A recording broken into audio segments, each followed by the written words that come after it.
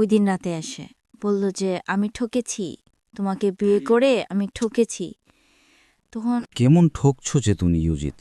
বিয়ের কয়দিন কথা- পরে এই ধরনের কথা? সব সপ্তাহ পরে, এক সপ্তাহ পরে সপ্তাহ এসে আপনাকে বললো যে এই ধরনের কথা? এই ধরনের কথা। তাও আবার আমাকে জিজ্ঞাসা করে তোমার কোনো ফ্রেন্ড আছে কি না, তাই না? তো যে আমি সাদ্দামের সাথে কথা বলতাম, আচ্ছা, ওর সাথে পরীক্ষার সময় বিভিন্নভাবে হেল্প করতো আমাকে। আমার নাম নিপা আক্তার। নিপা আক্তার। বয়স কত? বসরানী, জন্মজেলা কোথায়? কুমিল্লা। কুমিল্লা। আর বর্তমানে থাকছেন? ঢাকা থাকছি। ঠিক আছে। তো নিপা শুরু করুন, তারপরে না হয় আমরা প্রাসঙ্গিকভাবে যা বলার আপনার কাছ থেকে জানার টুকটাক আমি সেটা জানবো। শুরু করুন প্লিজ। আমি ছোটবেলা থেকে শুরু করতে চাই। জিনিসটাই হ্যাঁ। আমার যখন বয়স 1 বছর 1 দিন, জি। ওই দিন আমার বাবা মারা যায়। আচ্ছা আমরা 3 ভাই বোন, 3 ভাই 1 বোন ছিলাম। আচ্ছা। তো আমার বড় 2 জন ভাই আর আমি আর আমার ছোট ভাই। জি। আমার যখন 10 মাস কি 11 মাস এরকম সময় আর কি, আমার ছোট ভাই মানে হয়ে গেছে। আচ্ছা আমার বাবার ক্যান্সার হয়েছিল 1993 সালে। আচ্ছা। তো কি করতো বাবা? পেশায় কি ছিলেন? বাবা একটা দোকানে ম্যানেজার ছিল ঢাকাতে। আচ্ছা, আপনার কি তখন ঢাকাতে থাকতেন? না, আমরা গ্রামের বাড়িতে ছিলাম, বাবা ঢাকা থাকতো, আমরা গ্রামের বাড়িতে ছিলাম, আসা যাওয়া হতো আর কি। নানা বাড়ির সবাই ঢাকাতেই থাকে। তারপর বাবা মারা যাওয়ার পর আমরা তো তখন ছোট, আমাদের তো ইনকাম সোর্স বলতে আর কেউ নাই। তো মামার বাড়ি থেকে অনেক হেল্প পেতাম। আমার বড় মামা ভালো, অবস্থান ভালো, তো অনেক হেল্প পেতাম আমরা। বাবাকে তখন যখন বাবার 1993 সালে ক্যান্সার হয়েছিল, তো অনেক টাকা পয়সা খরচ করা হয়েছে বাবার পেছনে, জি। অনেক টাকা পয়সা, সব কিছু মামার বাড়ি মামার থেকে দেওয়া হয়েছিল। তারপর নানা ভাই বা মামারা চাইছিল যে মাকে নিয়ে যাবে, কিন্তু আমরা একটা ভাই বোন কি করব, দাদা দিয়ে তখন চাইতেছে না যে না, আমার তো ছোট ছোট নাতি নাতনি ফেলে মানে বউকে আমরা দিব না। জি। তো আমার কাকু ছিল, ও বিবাহিত ছিল। এখন সবাই ডিসিশন নিল যে কাকার জন্য মাকে রেখে দিবে, যে তোমরা সবাই ছোট, বাবার ছোট ভাই। বাবার ছোট ভাই, আচ্ছা। রেখে দিবে, এটাই ভালো হবে। তো প্রথমত মা রাজি ছিল না।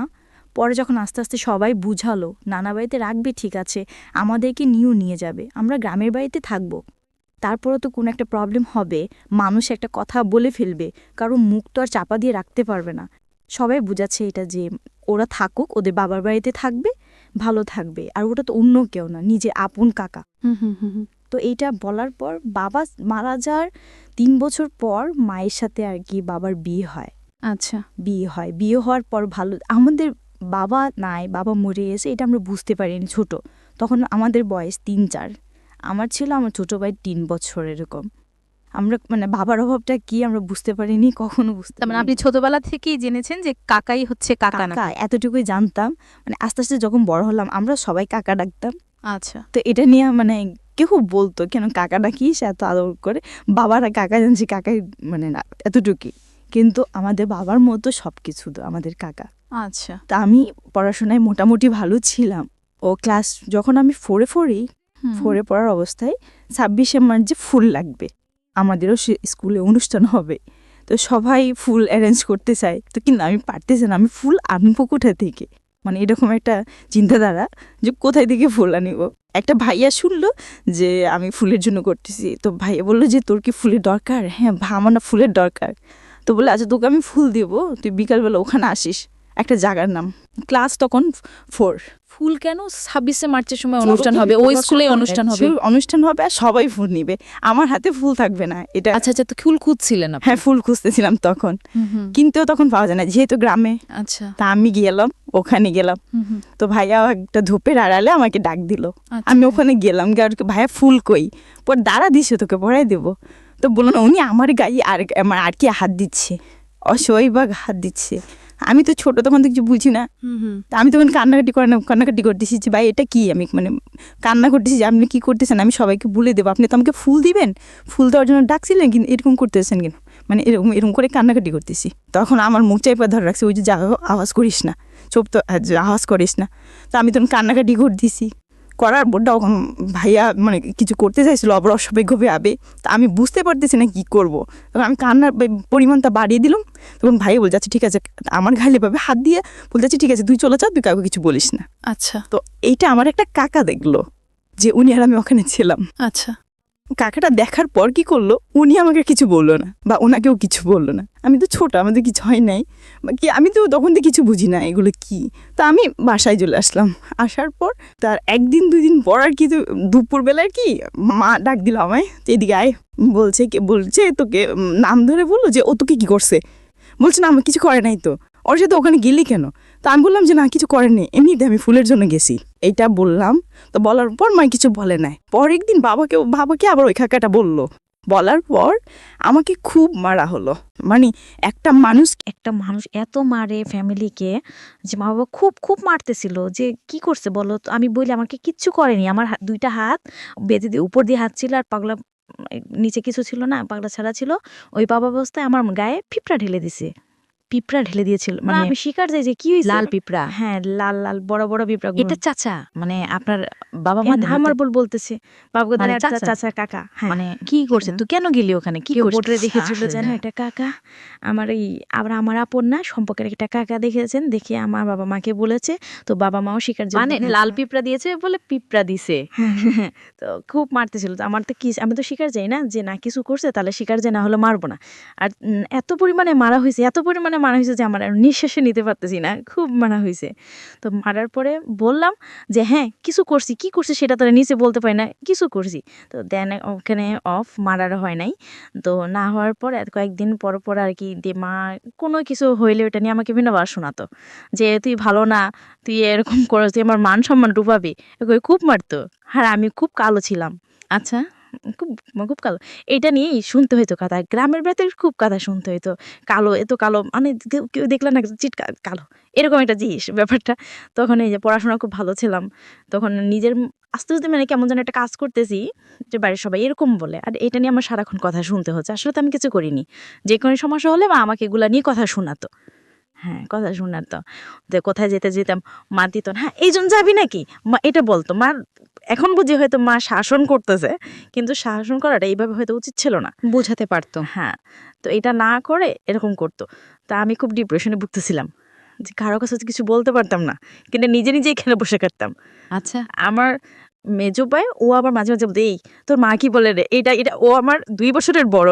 তো তখন ও ছোট, মা তোরে কি বলে রে, এটা বলছে মানি না মা কি বলেন। তো মা যখন এক ছেলেটার বাপের নাম উল্লেখ করে বলতো, তো ওই ছেলের সাথে এখন করতে চাস, ওখানে যাবি, কোথায় যাবি, কোথাও যাওয়ার নাম করলি, হ্যাঁ ওর কাছে যাবি, মানে এইরকম কি। তো ভাই বলতো ওর নাম কেন বলছে। তো জানি না। আচ্ছা বাদ দেন। তো আমরা ভাই বোন, ছোট মেজো ভাই আর আমি খুব মিল ছিলাম, মানে খুব মিল। যাই সমস্যক মানে দুজন দুজনকে খুব ভালোবাসতাম, ভাই বোন দুজনকে। তো এরকম চলতে চলতে ক্লাস 7-এ চলতেছে পড়াশোনা, যে ওইটা একটা ভালো একটা পড়াশোনাটা নিজে একটা পর্যায়ে ছিল, ওই রাস্তা মাঝখানে বর্ষ হয়ে গেল। আমি আর পড়াশোনাটা ঠিক মতো নিতে পারছি না। এটা হওয়ার পর আমি যেটার সাথে জড়িত না সেই দোষটা আমার আহারে আসছে। এবং এটা নিয়ে খুব বেশিটা মানে কেউ তাকায় হতে বলতেছে যে তুমি তো তোমার গোষ্ঠীর বাহিরেই। হ্যাঁ, তবে একটা কাজ হইতো, যদি ফর্সা হতা, চেহারা মোটামুটি ভালো হইতো, এখানেও নিয়ে আপনাকে বলা হইতো। মানে আমি এসে শুনতাম, কিন্তু কাউকে কিছু বলতাম না। মাকেও বলতাম না যে মাই আমাকে এটা বলে, কোনোদিনও মাকে কিছু বলতাম না, যে যাই বলুক না কেন। এরকম করতে করতে আমার আর মানে পড়াশোনার দিকে আর মন নাই, ওই এসব নিয়ে সারাক্ষণ চিন্তা যারা ছিল। তো ক্লাস 6-এ তখন উঠি, তখন মানে খুব অসুস্থ হয়ে যায় আমি এইসব এর ভিতরে। তো ডাক্তার বলতে জন্ডিস এসব রোগ, কিন্তু আসলে না, মানে মূলত আমার কি সমস্যা সেটা আমি বলতে পারবো যে আমি এগুলো নিয়ে খুব টেনশন করি। আচ্ছা যে কি হতো, মানে কেডো এরকম উঠতেছে আমার সাথে। তো এটা হওয়ার পরে ক্লাস যখন আমি 7-এ পড়ি, তো তখন আমাদের মোটামুটি ভালো চলতেছে, ফ্যামিলি ভালোই চলতেছে, মানে কোন দিক দিয়ে কোনো সমস্যা দেখতেছি না। জি 2005 সালে আমার মেজো খালামণি মার্ডার হয়। ঘটনা কি ছিল, মানে আপনি কিভাবে দেখলেন, কিভাবে জানলেন? সেটা জানা হলো যে আমার মেজো খালামণি আমাদের বাড়ি থেকে 2-3 গ্রামের পরে ছিল। হ্যাঁ, মেজো খালামণির লাশটা পানিতে ভেসেছিল। আপনি কি খবর পেলেন, কিভাবে আপনি জানলেন? সেটা জানা হলো যে আমার মেজো খালামণি আমাদের বাড়ি থেকে 2-3 গ্রামের পরে ছিল। মেজো খালামণির লাশটা পানিতে ভেসেছিল। আপনি কি খবর পেলেন কিভাবে আপনি জানলেন? আমাদেরকেও ওনাদের মানে ও বাড়ি থেকে আমাদেরকে খবর দেওয়া হলো আর কি। তো আমরা যখন গেলাম, গিয়ে দেখলাম যে লাশটা অস্বাভাবিকভাবে কিছু আমরা মা বুঝতে পারলো যে আমার বোন এরকম হলো কেন, মানে একটা মানুষকে মেরে পানিতে ফেলে দেওয়া হইলো, তার শরীর অস্বাভাবিক কিছু দেখা গেল মারা যাওয়ার পর কি মানে এই একটা সমস্যা শুরু হয়ে গেল, যে এই একটা আরেকটা জিনিস মানে মাথায় এফেক্ট করলো, যে এরকম একটা কিছু আমাদের লাইফে হয়ে গেল। হচ্ছে আমার খালামণি খুব ভালো ছিল, আমাদের খুব আদরও করতো, ওকে। মাও খুব মানসিকভাবে মানে হয়ে গেল। তো এটার পর খালামণি মারা যাওয়ার কিছুদিন পর কি হলো, আমার বড় ভাই তখন ইন্টারমিডিয়েট পরীক্ষাতে ছিল, পরীক্ষা টেস্ট দেওয়া হয়ে গেছিলো, পরীক্ষাতে ছিল। তো শুনতে পারলাম মানে খালামণি মানে কয়েকদিন পরই শুনতে পারলাম যে আমার ভাই একটা রিলেশন করতেছে। আপনার বড় ভাই? হ্যাঁ, বড় ভাই একটা রিলেশন করতেছে। তো ওনারা দিবে না ভাইয়ের কাছে, বা আমরা ওইটা আনবো না, এরকম কিছু চলতেছে, এরকম নিয়ে আর কি চলতেছে। মানে কি যে একটা অবস্থা, মানে বলে বোঝাতে পারবো না। তখন আপনি কোন ক্লাসে? ক্লাস 7-এ, ক্লাস 7। মানে ক্লাস 4 থেকে না, ক্লাস 4 থেকে কিন্তু কোনো ছেলের সাথে কোনোদিন কোনো ছেলের সাথে আর মিশি না, মানে ঘটনার এই পর ঘটনার পর থেকে কোনো ছেলের সাথে আমি মিশি না। এবং বাড়িতে কোনো ছেলে আমার পরিচিত হোক অপরিচিত হোক কারোর সাথে কোনো কথা হয় না। স্কুলে যেতাম, আসতাম, পড়াশোনা করতাম, যতটুকু পারতাম আমি এভাবেই চলত। না। আচ্ছা, এখানে চলতেছে এই সমস্যাটা ভাইয়ার এটা নিয়ে। তো ভাইয়াকে তখন আর ইন্টারমিডিয়েট পরীক্ষাটা দেওয়া হয়নি, ভাইয়াকে ঢাকায় পাঠিয়ে দেওয়া হলো মামার কাছে। তো ভাইয়া একটা দোকানে ম্যানেজারি ঢুকলো, ভালো, খুব ভালো যেতে চলতেছে। 2008 সালে ভাইয়া ওনাকে বিয়ে করলো। তখন আপনার ভাইয়া কি করে? ভাইয়া তখন শেয়ারের ব্যবসা করে, 20 বছর ভাইয়া তখন যে মেয়েটাকে লাভ করতো তাকে বিয়ে করলো। ওকে, না তো উনি তো ভাইয়াকে বিয়ে করবে, ভাইয়ের সাথে আসবে, এটা ওনাকে খুব মারা হতো। তো ওনাকে মারা হতো, প্লাস ওনারা আমাদের এখানে আসতো, আসে আমাদের সাথে ঝামেলা করতো, যে আমাদের মানে মেয়েকে এই করছে সে করছে, এসব নিয়ে খুব ঝামেলা হতো। তো ঝামেলা হওয়ার পরে এরকমভাবে চলতেছিল। তো আমি যে ক্লাস 4 থেকে কিন্তু আর কোনো ছেলের সাথে কোনোদিন কোনো ছেলের সাথে আমি আর মিশি না, মানে ওই ঘটনার পর থেকে কোনো ছেলের সাথে আমি মিশি না। এবং বাড়িতে কোনো ছেলে আমার পরিচিত হোক আর অপরিচিত হোক কারোর সাথে কোনো কথা হয়নি। স্কুলে যেতাম, আসতাম, পড়াশোনা করতাম, যতটুকু পারতাম এইভাবেই চলতো। আচ্ছা, এখানে চলতেছে যে এই সমস্যাটা ভাইয়ার ইয়েটা নিয়ে। তো ভাইয়াকে তখন আর ইন্টারমিডিয়েট পরীক্ষাটা দেওয়া হয়নি, ভাইয়াকে ঢাকা পাঠিয়ে দেওয়া হলো মামার কাছে। তো ভাইয়া একটা দোকানে ম্যানেজার ঢুকলো, ভালো, খুব ভালো চলতেছে। 2008 সালে ওই ভাইয়া ওনাকে বিয়ে করলো। তখন আপনার ভাই কি করে? ভাইয়া তখন ছেড়ে ব্যবসা করে। 24 বছর হুম। বা ভাইয়া তখন যে মেয়েটাকে উল্লাস করতো তাকে বিয়ে করলো। ওনাকে বিয়ে করছে। তো অনেক কিছু হয়ে বিয়েটা হয়েছে, অনেক কাহিনী হয়েছে, অনেক কিছু হয়েছে। ঠিক আছে, সেটা ইম্পর্টেন্ট না, বাট আপনার গল্পটা ইম্পর্টেন্ট। মানে আমার যে গল্পটা ইম্পর্টেন্ট, তো ওইটা নিয়ে দেখানো হলো। আনার পর থেকে এখনো আবার ফ্যামিলিতে আরেকটা সমস্যা যে আসছে না, বহু শাশুড়ি সমস্যাটা, জি জি জি। সেটাই চলতেছে। মানে মা বা ভাই ওনার তো প্রতিদিনই কিছু না কিছু নিয়ে সমস্যা হবেই হচ্ছে। তো কিন্তু আমাদের ভাই বোনদের সাথে বা আমার সাথে কোনো সমস্যা নেই, ভাবির সাথে কখনো কোনো সমস্যা নেই, ভালোই চলতেছে। এরকমভাবে চলার উপর যখন মানে এগুলা মানে আমি তখন ক্লাস 9-এ পড়ি। আচ্ছা, ক্লাস 9-এ নরসিংদী থেকে তো একটা ছেলে আমাদের ওখানে কাজে আমাদের ওখানে গেল। আমাদের ওখানে যাওয়ার পর ওরা আবার মার সাথে কথা বলতো, মাকে কাকি ডাকতো, খুব ভালো। মা কিন্তু ওই ডিপ্রেশনে ছিল যে আমার মেয়েটা কালো, মা আস্তে আস্তে আমি বড় হচ্ছি, এখন আবার মানে চিন্তা যে আমার মেয়েটা কালো, কিভাবে ভাবে বিয়ে দিব, মানে এটা খুব চিন্তা করতো সবাই যে মেয়েটাকে বিয়ে দিব কিভাবে। কয় বোন ছিলেন আপনারা? আমরা 2 বোন, ওই কাকার ঘরে একটা মেয়ে হইছ। আপনি ছোট বোন? আমি বড়। আপনি বড়, কাকা করে একটা বোন। করিমি। তো আপনি কি কাকেই বলতেন না বাবা? হ্যাঁ, কাকে বলতাম, কাকি। 4 জন কাকাই বলতাম, ছোট বোনটা বাবা বলতো, বাবা। তো মা একদিন রাস্তায় কি করতেছে, মানে দাঁড়ায় আছে, একটা মেয়ে, ফর্সা মেয়ে হেঁটে যাচ্ছে। তো হেঁটে যাওয়ার পর মা বলতে, আল্লাহ তুমি আমার ছোট মেয়েটাকে যা দিলা, আমার বড় মেয়েটাকে এরকম করে তৈরি করলে যে আমার মেয়েটাকে আমি একটা ভালো জায়গায় বিয়ে দিতে পারবো না। এটা আপনার সামনেই বলেছে? মা না, আমি ছিলাম না তখন, আমাদের অবস্থান তখন মোটামুটি ভালো। ভাইয়া শেয়ারে ব্যবসা করতেছেও ভালো, খুব ভালো। মা এটা বলার করে একজন শুনলো, ওই যে যারা বাসা নিয়েছে আমাদের ওখানে, ওটা একজন শুনলো। মানে কার কাছ থেকে শুনুন? মা বলতেছে এটা, ও শুনলো। আচ্ছা, ও হেঁটে যাচ্ছে, ওই মেয়েটাও হেঁটে যাচ্ছে, মা ওই কথাটা তখন বললো, জোরে বললো। তো বলার পর আমি তখন স্কুলে ছিলাম। তো শোনার পর ওর কি করলো, আমার একটা আপুর সাথে ওর ভালো মানে যোগাযোগ ছিল। তো আপুকে বললো যে এরকম এরকম, মানে ওকে আমার ভাল লাগে, ওকে নিয়ে আমাকে একদিন খুব মানে ইয়ে করতেছে যে তুই ভাবে মানে জীবন জলে কেমনে, খাওয়া দাওয়া না করলে কেমনে হবে, এরকম ওই শুনতেছে। তো ও শুনলো, শোনার পর পরে আপুকে বললো যে আপুকে একটু ডাকেন, আমি আসলে একটু কথা বলবো। আমাকে ডাকা হলো, তো ডাকার পর আমি গেলাম আপুর ঘরে গেলাম, যাওয়ার পর বললাম যে কি কেন ডাকছেন আমাকে। তো ডাকার পর বললো যে তুমি বসো, তোমার সাথে একটু কথা আছে। বললাম যে কি কথা, তুমি বসো। তো ছেলেটার নাম কি ছিল বলার পর বললো যে ভাত খাও না কেন। আমার আর খেতে ইচ্ছা করছে না, আমার ভালো লাগে না, আমার খাইতে ইচ্ছা করে না। তো ও বললো যে আমার সাথে ভাত খাবো না, ওনার সাথে আমি খাবো কেন, এটা বলে ওখান থেকে চলে আসছি। আচ্ছা, তো উনি আর খায়নি। চলে আসার পর এখন আমি খাইনি, উনিও খায় না, মানে দুজনে না খায় অবস্থা। তখন আপু বললো যে এখন আপুকে একটু বলবে, ওকে বলবে না আমাকে একটা চিঠি দিতে, 9 সাল তখন, ওকে বলবে চিঠি দিতে, চিঠি দিয়ে আমি মানে ও আমাকে বলবে যে আমি কেন খাইনি বা ওকে আমাকে খেতে বলতে হবে, এরকম কিছু। তো আমি কি বলবো, কেন বলবো এটা। তখন আপু এটা বললো, আমি তো প্রথম রাজি না। পরে আরেকটা ফুপি ছিল, সে বললো যে বউ কর না, কি হয়েছে, সমস্যা কি, এটা তো মহাভারত কিছু নাও চলে গেল। তো তারপর তো ওকে ওরকম কিছু না, ওর সাথে তো আর কোনো যোগাযোগ নেই। তো আমি রাজি হলাম, আচ্ছা ঠিক আছে চিঠি লিখবো। এখন চিঠি লিখতে গিয়ে আমি একবার কি চিঠি লিখবো আমি তো বুঝতে পারতেছি না কীভাবে লিখবো। তো একবার চিঠি লিখতে গিয়ে 10টা পেজ নষ্ট করলাম, চিঠি আমার লিখতে পারিনি, মানে কষ্ট করে চিঠি লিখলাম, লিখেও ওনাকে দিলাম যে আমি কেন খাননি, আপনি নাকি খাননি। আপু বললো যে ঠিক আছে আপনি খান, আমিও খাবো। তো এটা বলার পর ও খেলো। এরকম 2-3টা আমারই চিঠি দেওয়া হলো আর কি, 3টা। তো আমি আসলে একটা দিয়ে লিখলাম যে আপনি কি জান আমার কাছে অনেক কেন ওরকম বলতেছেন। তো বললো যে যে চোখের ভাষা বুঝে না সে মনের ভাষা বুঝবে না, তুমি কি আমার চোখ দেখে বুঝতে পারো না যে আমি কি বলতে চাই। আমি তো কিছু বুঝতেই পারিনি। তো ওটা বলার পর তার কয়েকদিন পর ওরা চলে আসলো, ওদের কাজটা শেষ, ওরা চলে আসলো। তো আমার বাবা তখন ফোন ব্যবহার করতাম, আমি মাকেও ব্যবহার করতাম না, তো বাবার ফোন নাম্বার নিয়ে আসা হলো। তো নিয়ে আসার পর ও মাঝে মধ্যে ফোন দিত, আপুর সাথে কথা বলার জন্য ফোন দিত, যে আপুর সাথে কথা বলবো। তো আপুর সাথে কথা বলে তখন তো আমি বুঝতাম আমাকে দিত, তো আপুর সাথে কথা বলবো বুঝতাম যে আমার সাথে কথা বলবে এরকমভাবে। তো ওনার কথা আমার খুব ভালো লাগতো, ওনার কথা বোঝানোর খুব সুন্দরভাবে কথা বলতে পারতো, গুছিয়ে কথা বলতে পারতো, সেটা আমি তখন পারতাম, উনি কথা বলতে পারতো খুব সুন্দরভাবে। তো ওনার সঙ্গে আমি কথা বলতাম, ভালো লাগতো। এরকম করতে করতে এসএসসি পরীক্ষা দিলাম, মানে ওনার সাথে তোমার যোগাযোগ হতো এরকম আর কি, 1 মাস 15 দিন 20 দিন এরকম আর কি, এতদিন পর পর এক ওনার সাথে আমার যোগাযোগ হতো। তখনও কি মানে ওনার সঙ্গে আপনার সম্পর্ক তৈরি হয়েছে নাকি জাস্ট এমনিতেই হাই হ্যালো তখন আর কি সে বললো আর কি এরকম এরকম, মানে অনেকদিন পার হয়ে যাওয়ার পর এখন নিয়ে বললো যে আমি তোমাকে বিয়ে করতে চাই, আমি তোমাকে ভালোবাসি। আমিও উৎসাহের বয়স তখন ক্লাস 9 থেকে তখন 10-এ উঠলাম, বা আবেগের বয়স, আমিও ঠিক আছে কথা বলি, আমার কথা সাথে মতো কথা বলতেই ভালো লাগে, প্রেম ভালোবাসা কি জানি না তখন, সেটা বুঝতেই পারবো না, কিন্তু আমার ভালো লাগতো ওনার সাথে কথা বলতে, আমার খুব ভালো লাগতো। তো ভালো লাগার পর কথা বলতে মাঝে মধ্যে এরকম ফোন দিতে কথা বলতাম, উনি তখন বললো যে না তোমাকে কেন এত ভালোবাসি, এরকম এরকম তোমার মা একদিনটা বললো। আর আমি তখন মনটা চিন্তা করলাম যে আমি যে কাকির মেয়েকে আমি বিয়ে করবো, এটা যা কিছু হোক না মারা কে, এখন ও চিন্তার কি যে আমাকে আসলে আমার ফ্যামিলি দিবে কিনা ওর কাছে এসে, এরকম চিন্তাধারা হইতো না, এরকম চিন্তাধারা ভাবনা করতো।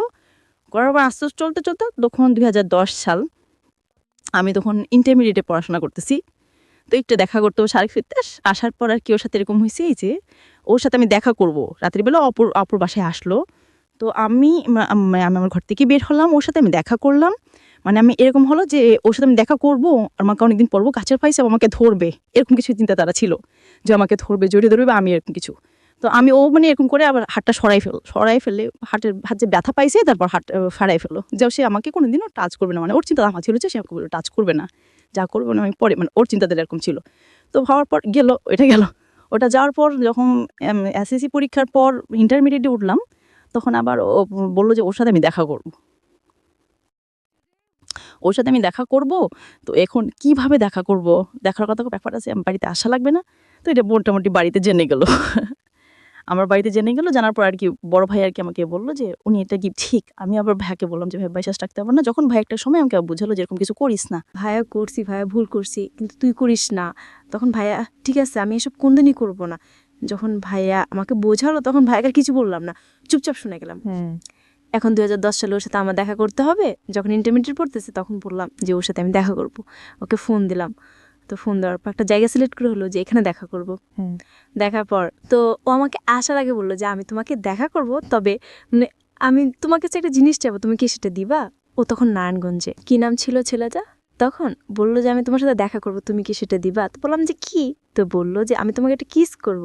তো আমি তখন বললাম আমি থাপড়ে দেবো, নারায়ণগঞ্জের ওপর পাঠিয়ে দিব। আমি এটা বলতেছি, ওকে যেন হাসতে পাগল হয়ে গেছে, বলে কি আমাকে সব পাগল যাই হলো।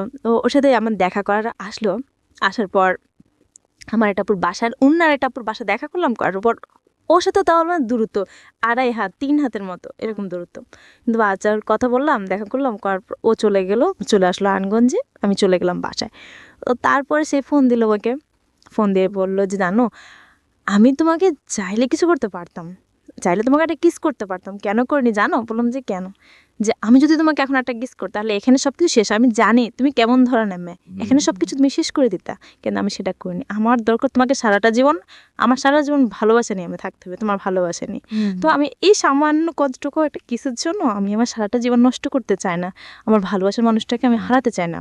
ঠিক আছে, আপনাদের মধ্যে স্টুডেন্ট ধরনের কিছু কথোপকথন, এটা যখন শুনলাম, ওটা শোনার পর আমি তো মানে তখন বললাম যে না, একে ছাড়া যাবে না। আপনার তাকে এই ধরনের কথা বলে খুব ভালো লেগে হ্যাঁ গেল। ভালো লেগে গেল, একে ছাড়া যাবে না। হুম। তো আচ্ছা আমি পড়াশোনা করতেছি, পড়াশোনা করি, ওর থাকুক, যেহেতু সবাই বলতো যে আমি কালো, আমার বিয়ে হবে না, এই সেই, তাহলে তো আমার সমস্যা নেই, আমি পড়াশোনা করি, ওর কাজ করুক, বাইরে চলে যাবে। আচ্ছা, তো কলেজে এখন লেখাপড়া করতেছি, মানে সবার একটাই কথা, তুই এত কালো, কিছু তো ব্যবহার করতে পারিস না, কিছু ব্যবহার কর, এখনকার মেয়েরা কত কিছু ব্যবহার করে, কিছু ব্যবহার করে ফর্সা হ, এই মানে এরকম কিছু বলতেছে। এমনও ফ্রেন্ড আছে যে টাকা ধার নিলাম, তো টাকা ধারের বদলে কি বললো যে আচ্ছা ঠিক আছে টাকাটা পরে দিচ্ছি, এবারে দোকান থেকে আমাকে ফর্সা ক্রিম দিচ্ছে। জিনিসটা কেমন? আচ্ছা, তো এটা দরকার কি? আমি যেমন হচ্ছে তেমনই থাকি না, দরকার কি? এটা করলাম কয়দিন পর তো আমি আবার যে হয়েছে যাবো, তার দরকার কি? তার থেকে এমনি থাকা ভালো। এরকম করে চলতেছিল। আমি যখন প্রাইভেট ইন্টারমিডিয়েট পরীক্ষা দিয়েছিলাম তখন আমি হিসাব বিজ্ঞান প্রাইভেট পড়তাম একটা মামের কাছে। তো আমার হিসাব বিজ্ঞানে খুব ভালো ছিলাম, খুব ভালো স্টুডেন্ট ছিলাম, যে যে কোনো কিছু আমাকে দেখাতো, একটা চ্যাপ্টারে একটা কিছু দেখাতো, দ্বিতীয়বার দেখাতো হইতো না। তো এভাবে ভালো মোটামুটি ওই যে জ্বর ক্লাস 4 দিকে ছেলেদের সাথে কথা বলা বন্ধ হয়েছে, এখন মানে আস্তে আস্তে ছেলেদের সাথে মিশতেছি। এবার একজনের সাথে ভালোবাসা সম্পর্ক আর ওদের সাথে ক্লাসমেট, এভাবে চলতেছে, মিশতেছি, মিশার পর ওদের সাথে ভালোভাবে চলতেছি, আবার পড়াশোনা করতেছি। তো মেয়েদের সাথে যাদের সাথে মিশি, তো ওদের একজনকে বলতেছে আর কি যে ও খুব ভালো মেয়ে, ওর আমার একটা ফ্রেন্ড, ওর আরেকটা ভাইকে গিয়ে বলতেছে ও খুব ভালো মেয়ে, মানে ওর সাথে নির্দ্বিধায় চলা যায় যে কোনো জায়গায়, খুব ভালো মেয়ে সম্পর্কে বলতেছে আর কি। হ্যাঁ বলতেছে। তো বললো যে আচ্ছা ঠিক আছে, ও কেমন ভালো মেয়ে দেখবো, নাম্বারটা দিস। এই যে এটা বলার পর তা বললো যে নাম্বার ইউজ করে না, কোনো নাম্বার ইউজ করে না, ওকে আর মানে ওর নাম্বার দেওয়া যাবে না। আচ্ছা ঠিক আছে, ওকে দেখবো, মানে অতটুকু ওখানে আদৌ চেপেছে। আর এই যে এর সাথে যে আমি দেখা করলাম, করলাম, তারপর থেকে ওর সাথে আমি মানে যোগাযোগ মতো করতাম যে এর সাথে আমি এখন কথা বলবো, দেখি না ও মানে ভালো কোনো পজিশনে যায় কি না। ওর মায়ের নাম্বার তো আমার কাছে আসেই, ভালো একটা পজিশনে যখন যাবে তখন আমি আমার পড়াশোনাটা শেষ করি, সবকিছু মাথা থেকে দূরে ফেলে আমি আমার পড়াশোনাটা করি। আমার খুব ইচ্ছা ছিল যে আমি অ্যাকাউন্টিং অনার্স করব, এরকম ইচ্ছা ছিল। তো এখন আপনি ইন্টারে পড়েন, ইন্টার পরীক্ষার্থী, তখন আমার যখন পরীক্ষা চলে আসতেছে, এখন আমার ফোনের দরকার। মেজো ভাইকে বললাম দেখ ভাই এখন তো আমার পরীক্ষা চলে আসছে, এখন আমি কি করব, মতো ফোনের দরকার। এখন বলতেছে আচ্ছা ঠিক আছে আমি ভাইয়াকে বলবো। এইদিকে মনে হয় সাংসারিকভাবে যেটা হচ্ছে যে ভাইয়া বা মায়ের সাথে ভাবির প্রবলেম চলতেছে, অনবরত যুদ্ধ চলতেছে। এখন সবাই বলতেছে যে এভাবে তো হয়, মেয়েটাকে বিয়ে দিয়ে তো, যেহেতু মেয়েটা বড় হয়েছে মেয়েটাকে বিয়ে দিয়ে তো, এরকম ভাবে সংসার তো নষ্ট যাচ্ছে। এখন 2 দিন পর মেয়েটা দেখতে এমনিতেই কালো, তার উপর যদি সমস্যা এরকম, মানে ফ্যামিলিতে এরকম সমস্যা, কেউ ভালো কোনো জায়গায় বিয়ে দিতে পারবে না, এমনি তো ভালো জায়গায় বিয়ে দিতে পারবে না। এরকম মানুষ বলে, মুখের উপর এসব কথা বলে, খুব খারাপ লাগে। তো এসব চলতেছিল। তো ভাই আমাকে ফোন দিল, যখন মেজবাই বললো যে ভাই ওকে ফোন দেন, ওর তো এখন ফোনটা লাগে, যেহেতু সবার সাথে যোগাযোগ করতে হবে, পরীক্ষা চলে আসছে। তো ওটা বলছে, তো ভাইয়া ফোন দিয়েছিল আমাকে। ফোন দেওয়ার পর ওই যে আমার যে ফ্রেন্ডের বললো যে আমার নাম্বার দেওয়ার জন্য, ওকেও আমার মেয়ে বন্ধুটা ওকে নাম্বার দিল। দেওয়ার পর ফোন না 2-3 দিন পর নাম্বার দিল, আমাকে ফোন দিচ্ছে, SMS দিচ্ছে। তো আমি তো ফোন পিক করতেছি না, বা SMS কে আপনি SMS বলতেছি যে আপনি কে, কেন আমাকে ডিস্টার্ব করতেছেন এসে, এরকম চলতেছে। ও অন্যান্য জায়গায় পরিচয় দেওয়ার পর নাম্বার ফোন দিলাম, এটা আমার ক্লাসমেটই ছেলেটা, আমারই ক্লাসমেট, আচ্ছা, আমি আচ্ছা। ওকে দেখাইনিও, চিনিও না কোনোদিনও। আচ্ছা, কিন্তু নাম্বারটা নিয়েছে। হ্যাঁ, ওর একটা বোন থেকে আর কি, ও আমাদের সাথে পড়তো। তো দেওয়ার পর মিনিটে আপনার নাসিরের সঙ্গে যোগাযোগ হবে। হ্যাঁ, ওর সাথে আমার যোগাযোগ সম্পূর্ণ হয়ে যাবে। ওকে। তো দেওয়ার পর ফোন দেওয়ার পর এখন করতেছে, মা শুনলো। আমি যখন বললাম যে আপনি আমাকে ফোন দিয়েন না, আমার প্রবলেম হবে এসে, তখন মা শুনলো। মা তো ফোনার পর আমার সাথে খুব মানে রাগারাগি করতেছে। তো রাগারাগি করার পর আমি কি করলাম, মাকে ভাইয়াকে, বড় ভাইয়া তখন বাড়িতে জন্য, ভাইয়াকে ফোনটা দিয়ে দিলাম যে ভাইয়া ধরেন, কে ফোন দিচ্ছে, আমি যে চিনি না ওকে, আপনি কথা বলে দেখান। তখন ভাইয়া কথা বললো যে ভাই আসলে আমি ওর ক্লাসমেট, ও আমাকে কখনো দেখেনি। হুম। ওর কাছে ওর সম্পর্কে আমি অনেক জানছি, জানার পর আমার ভালো লাগলো, এজন্য ওর সাথে আমি একটু কথা বলতে চাইছি। আর ওর সাথে আমি ফ্রেন্ডলি কথা বলবো, আমি কথা দিচ্ছি ওর সাথে আমি ফ্রেন্ডলি কথা বলবো। তো বললো আচ্ছা ঠিক আছে। যখন আমার ক্লাসমেট এরকম কথা বলে আমার ভাইয়ের কাছে যে খুব ভালো মেয়ে ভাইয়া, ওর সাথে আমি কথা বলবো, তখন ভাইয়া বললো যে আচ্ছা ঠিক আছে। তো ভাইয়া এসে বলেছে যে তুই কথা বলিস ওর সাথে, তো ওর ক্লাসমেট। তখন ওর সাথে কথা বলতে লাগলাম, মাঝে মধ্যে কথা বলতো, মাঝে ফোন দিত। তো ওর তখন মানে সম্পর্ক ছিল, তো বলতো আমাকে যে বাবা সম্পর্কে আমাকে বলতো যে আজকে প্রেমের একটা সম্পর্ক ছিল অন্য একটা মেয়ের সাথে। ছেলেটার নাম কি ছিল? সাদ্দাম। সাদ্দামের সঙ্গে আপনি কথা বলতেন? হ্যাঁ। ক্লাসমেট সে? হুম। ওর আবার অন্য একটা মেয়ের সঙ্গে সম্পর্ক, সেটা আপনি কি বলতেন? হ্যাঁ আমাকে বলতো। আচ্ছা। তা আমাকে বলার পর এভাবে চলতেছিল। তখন এই যে আমি পরীক্ষা শুরু হয়ে গেল। তো আমি তো তাকে তখনও দেখিনি।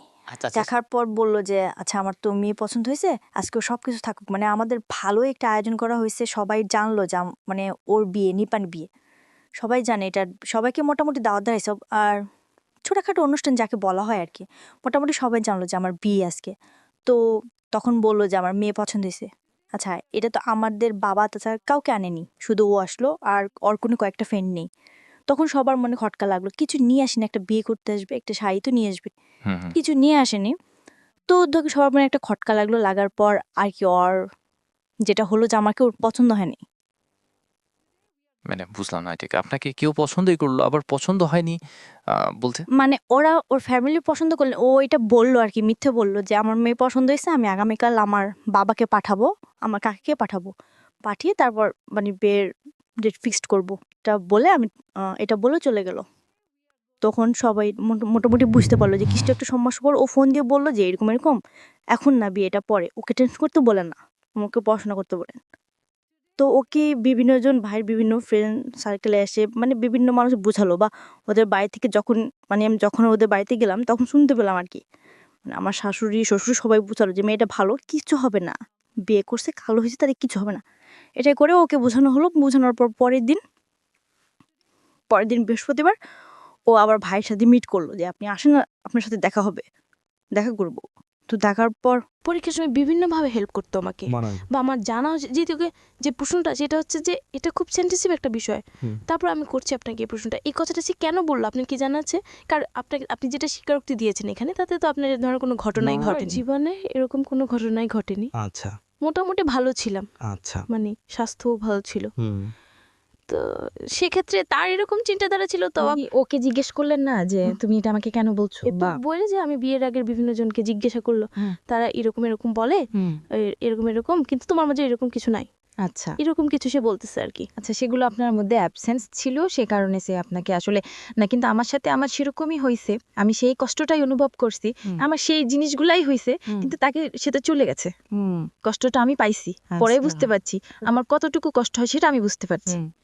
সে তো চলে গেল পরের দিন সকালবেলা, আমি তো সামহাও সে আপনার মুভমেন্ট বা সবকিছু মিলিয়ে সে যেটা গেস করেছে যে আপনার বিয়ের আগে অন্য কারোর সঙ্গে সম্পর্ক, শারীরিক সম্পর্ক একটা বিষয়, খুব সামাজিকতার জায়গা থেকে আমরা এই বিষয়গুলো নিয়ে কথা বলি না, আমাদের সমাজে বেলো এক ধরনের ট্যাবু মনে করা হয়, কিন্তু একটা মেয়ের সংসার জীবন শেষ হয়ে যাওয়ার জন্যে ভয়ঙ্কর রকম ভাবে এটা কিন্তু খুব সেন্সিটিভ একটা বিষয়। আপনারা আপনাদের জায়গা থেকে বিষয়টাকে বোঝার চেষ্টা করবেন। আমি জানি যে আজকে যারা জীবন গল্প শুনছেন তারা প্রত্যেকেই নিজের জায়গাটা থেকে আজকের এই ঘটনাগুলোকে হয়তো নিজের জীবনের সাথে রিলেট করতে পারবেন। তারপর কি হলো? ও আমাকে এগুলো যখন বলল তখন আমি খুব কান্নাকাটি করলাম যে শোনো এরকম কিছুই না, তুমি একটাবার বিশ্বাস করো আমাকে, তোমাকে আমি জীবনে বিশ্বাস করব না। এগুলো বলার পর কি হলো, আমার পরীক্ষা শেষ হয়ে গেল। পরীক্ষা শেষ হওয়ার পর ওই যে ওর সাথে আমার চলতেছে কথাবার্তা, চলতেছে, মাঝে মধ্যে ঝগড়া হচ্ছে, আর ফ্যামিলিতে ওর ফ্যামিলি তো খুব রাগ ফিপ করতেছে যে এরকম একটা মেয়ে আমার জন্য আনছেন, এত কালো মেয়ে, আমি সমাজে যেতে পারবো না, মানে সেই খুব তাদেরকেও প্রেশার রাখতো, আমাকেও রাখতো, ঝগড়া আমাদের সাথেও করতো, তাদের সাথেও করতো, এরকম করতে করতে পরে আমার পরীক্ষা শেষ হওয়ার পর এখন আমার অনুষ্ঠান হবে, তো বললো যে আরো কয়েকদিন পরে যাই। আমি বলছি কয়েকদিন বাড়িতে কি করবো, শ্বশুর বাড়ি থেকে কেউ আসে হুট করে নিয়ে যাবে, কিন্তু ও কোনো অনুষ্ঠান হবে না, এটা কোনো কথা হলো? আমার পিন দিয়ে হলো কিছু হবে না, এটা কি কেমন না? আমি ফ্যামিলিতে বড় মেয়ে, তো তার থেকে বললে আমি ঢাকায় চলে যাই। আচ্ছা মার আসে কি বাড়াই, ওখানে চলে যাই, ওখানে গেলাম, ঢাকায় চলে আসলাম। আসার পর ও আর আমার বাসায় বাসবাসী যেতাম ওর কাছে, মানে এরকম হতো, তারপরেও যেতাম ওর সাথে আমার সাথে এমনি সবকিছু চলতেছে, কিন্তু এগুলো সে কেন বলে যাবে। আচ্ছা। বিভিন্ন কলেজের নাম ধরে বলতো যে এই সব মেয়েরা কি খারাপ, হ্যাঁ তুমি জানো না, আমি কিভাবে জানবো বলো। মানে ও বিভিন্ন ভাবে বিভিন্ন বিকৃত ভাবে কথা বলতো। আমি বলতে যে তুমি এগুলো কি বলো, আমি তো গেলে জানি না। বলছে হ্যাঁ তুমি ঢং করো না, তুমি এগুলো সবই জানো, তুমি আমাকে বল তুমি ঢং করো, তুমি আমাকে সবই জানো। তো জানায় বলার পর আমি মানে কি করবো বুঝতে পারতেছি না, এগুলা নিয়ে প্রতিনিয়ত সমস্যা হচ্ছে। তো সে আমার একটা শারীরিক একটা দিক খুলে বলল, তোমার এটা এরকম এরকম, কিন্তু একটা মানুষের না হইতে আমি বললাম হ্যাঁ এগুলা কি চলতেছে, আমি তো জানি আমি কিরকম। মানে এই বিষয়গুলো নিয়ে আপনি কোনো কথাই বলতেন না? কাউকে কিছু বলতাম না। ওকে। তো আমি বলার পর যখন ঢাকায় আসলাম, ঢাকায় আসার পর আমি আমার ছোট আন্টির বাসায় গেলাম। ছোট আন্টির বাসায় যাওয়ার পর আমি ছোট আন্টির কাছে শেয়ার করলাম জিনিসটা, যে আন্টি ও তো এরকম এরকম করতেছে, আমি কি করব। আন্টি আপনি কি দেখবেন আমাকে, মানে উপায় না পেয়ে তখন আন্টিকে বললাম যে আপনি আমাকে দেখবেন আমাকে, যে আমার আসলে প্রবলেম কি, আসলে কিরকম কি না। ভেরি ডিফিকাল্ট একটা সিচুয়েশন। প্রত্যেকটা মেয়ের জীবনে এইগুলা নিয়ে মানুষদের মধ্যে কথা বলাটাও খুব ডিফিকাল্ট এবং খুব ভয়ঙ্কর রকমের মানে সাংসারিক অবস্থা দাঁড়ায় এই সিচুয়েশনগুলোর ক্ষেত্রে। যাই হোক, এই মেয়েটির ক্ষেত্রে কি হয়েছে আমরা জানি না, তারপরে কি হলো? তখন আন্টিকে আমি সবকিছু ঘুরে দেখালাম যে আন্টি দেখেন যে আমি আসলে কি ভালো কিনা, আমি আসলে সত্যিই ভালো মেয়ে কিনা। কিছু ভালো লাগতেছে না এরকম মানে না, একটা ওজ পাড়া গায়ে, মানে যে আগের সে অনেক আগের যে নিয়ম কারণ সেরকম আর কি, কেমন গালাগালে কেমন চিৎকার চাচামাজি, মানে এরকম অসহ্যকর ব্যাপারটা অসহ্যকর লাগতো ওখানে। ছিল না, অনুষ্ঠানের সময় ছিল না, এই কারণে আর কি আরো বেশি কথা শুনতে হইতো যে কেমন ফ্যামিলি, এসে কিভাবে হইলো এই বড় বুঝছিল না এটা নিয়ে, মানে ননদ বলতে একভাবে, শাশুড়ি বলতো একভাবে, যে যাভাবে যেভাবে পারতো বলতো, আমি শুনে যেতাম, জাস্ট শুনে যেতাম, ওকে কিছু বলতাম না। ওকে বলবো কি, ও একদিন বলে দিয়েছে যে ও বাড়ি থানার পরে যে আমার মা আমার বোন আমার ভাই খুশি তুমিও খুশি, মানে ওরাও খুশি তো আমি খুশি, ওরা ভালো থাকবে তুমিও ভালো থাকবে, ওদের সাথে কোনো যেতে সিঙ্গিত করবো না কোনোদিন। তো ও আচ্ছা ঠিক আছে, ওনাদেরকে ভালো রাখাটাই আমার দরকার। মানে কেমন জানি আচরণই করতো, অন্যরা আমাকে করতো সারাটা দিন ভালো, মানে ও চাইতো না আমার সাথে মিশতে, কিন্তু আমি চাইতাম মিশতে, আমি চাইতাম যে ভালো থাকে ফ্যামিলিতে, আমরা কয়েকটা মানুষ হবে, যদি ভালোভাবে না থাকে তাহলে কিভাবে হয়, ভালোভাবে চলতে চাইতাম। কিন্তু মানে ও কিরকম যেন একটা আচরণ করতো আমার সাথে। তার কারণ পরে জানতে পারলাম যে ও যে আমার হাজব্যান্ড ওদের সাথে রাতভিক করতো, যে এরকম একটা মেয়ে আমাকে দিলে এরকম, মানে এরকম ভাবতো। তো ওদের বাড়িতে গিয়ে দেখা গেল কি আমরা কখনো পুকুরে গোসল করিনি। আচ্ছা। কখনো পুকুরে গোসল করিনি, তো ওদের ওখানে গিয়ে গোসল করতো, মানে খোলামেলা জায়গায় গোসল করা হতো। মানে এটা আমি নিতে পারতাম না, এটা মানে কিভাবে সম্ভব, ওগুলো পারি না। বাড়িতে বাথরুম বাসন আছে, ঘরের কাছে আছে, কিন্তু ওদের অনেকটা দূরে যেতে হতো, মানে এগুলো পারতেছি না, এগুলো মানে নিতে আমার খুব কষ্ট হচ্ছে, খুব কান্নাকাটি করতাম আমি, কিন্তু কাউকে কিছু বলতাম না যে আমি কেন কাঁদি। আমাদের বাড়িতে আসলে যখন চলে আসতাম তখন মানে চিন্তা করে কাঁদে না, শুধু চোখের পানি ফেলতাম, আর আয়সার মানে রুমের ভিতরে বসে ফেলতাম না করতাম কি মানে কি হচ্ছে এটা। তো এরকম হওয়ার পরে চলতে থাকার পর আমার একটা প্রবলেম ছিল, সেটা হচ্ছে যে মানে মিনিস্ট্রেশনের সমস্যা ছিল আর কি, ঠিক মতন আর হতো না। তো এই জন্য আমি একটা ডাক্তারের কাছে গেলাম মোটামুটি। তখন এই যে আমার হাজব্যান্ড এরকম করতেছে, তো আমি মোটামুটি একটু চিন্তা করতাম, এরকম করতে করতে মোটামুটি অসুস্থ হয়ে যাচ্ছে। তো আমার এই যে ওই সমস্যাটা ছিল, তো এই জন্য আমি একটা ডাক্তারের কাছে গেলাম, আমাদের ওখানে ডাক্তারটা ছিল। তো যাওয়ার পর তখন আরও জিনিসটা মনে পড়লো যে আমার হাজব্যান্ড যেটা বলো আমি কি ডাক্তারের কাছে কিছু বলবো, আর মহিলা না পুরুষ ডাক্তার। আচ্ছা। তখন আমি মানে কিভাবে বলবো আমি একটা মেয়ে কিভাবে বলবো, মানে অনেক সংকোচ করে তারপর বললাম যে না আমাকে বলতে হবে, আমার হাজব্যান্ডটাকে নিয়ে চলতে হবে আমাকে। এর মধ্যে কিন্তু ওকে আমি অনেক ভালোবেসে ফেলছি, আমার হাজব্যান্ডকে অনেক ভালোবেসে ফেলছি। তো আমি কি করলাম, ডাক্তারকে বললাম আর কি। তো ডাক্তার বুঝতে পারেনি, তখন আমি একটা কাগজে কলমে এঁকে তাকে দেখালাম যে এরকম কিনা। তো তখন উনি বলো যে এটা কিভাবে কি বলে, এটা তো সবারই এরকমই হয়, আর আমার ওয়াইফকে আমি বিয়ে করছিলাম, আমার ওয়াইফের তো একই অবস্থা, এইটা তুমি কি বলো। মানে শরীরের মনে দিক দিয়ে যে অনেক ছোট বড় এরকম থাকে, তো এটা নিজে এরকম করার কিছু আসে যায় না। তখন উনি বললো যে তুমি কিসে পড়ো বা পড়াশোনা করছো কি না। তখন আমি বললাম যে হ্যাঁ আমি ইন্টার কমপ্লিট করছি, এখন ডিগ্রিতে অ্যাডমিশন নিব, এরকম চিন্তাধারা আছে। ওর কিন্তু পড়ানোর ইচ্ছা ছিল আমার হাজব্যান্ডের, যে তোমাকে আমি পড়াবো, আমাকে জিজ্ঞাসা করছি তুমি পড়বা কিনা, বলছি আমি পড়বো। তখন কি হলো, ও আমাকে পড়াবে, এখন ভর্তি হতে হবে তো কোনো জায়গায়। তা আমি কোচিং টোচিং করলাম না, কোনো জায়গায় পরীক্ষা দিতে পারবো না। তা আমি যে কলেজে পড়াশোনা করছি ওখানে আমি ডিগ্রিতে ভর্তি হয়ে যাই, ওটা ভালো হবে। তা আমার চিন্তা ছিল এখানে পড়াশোনা করব।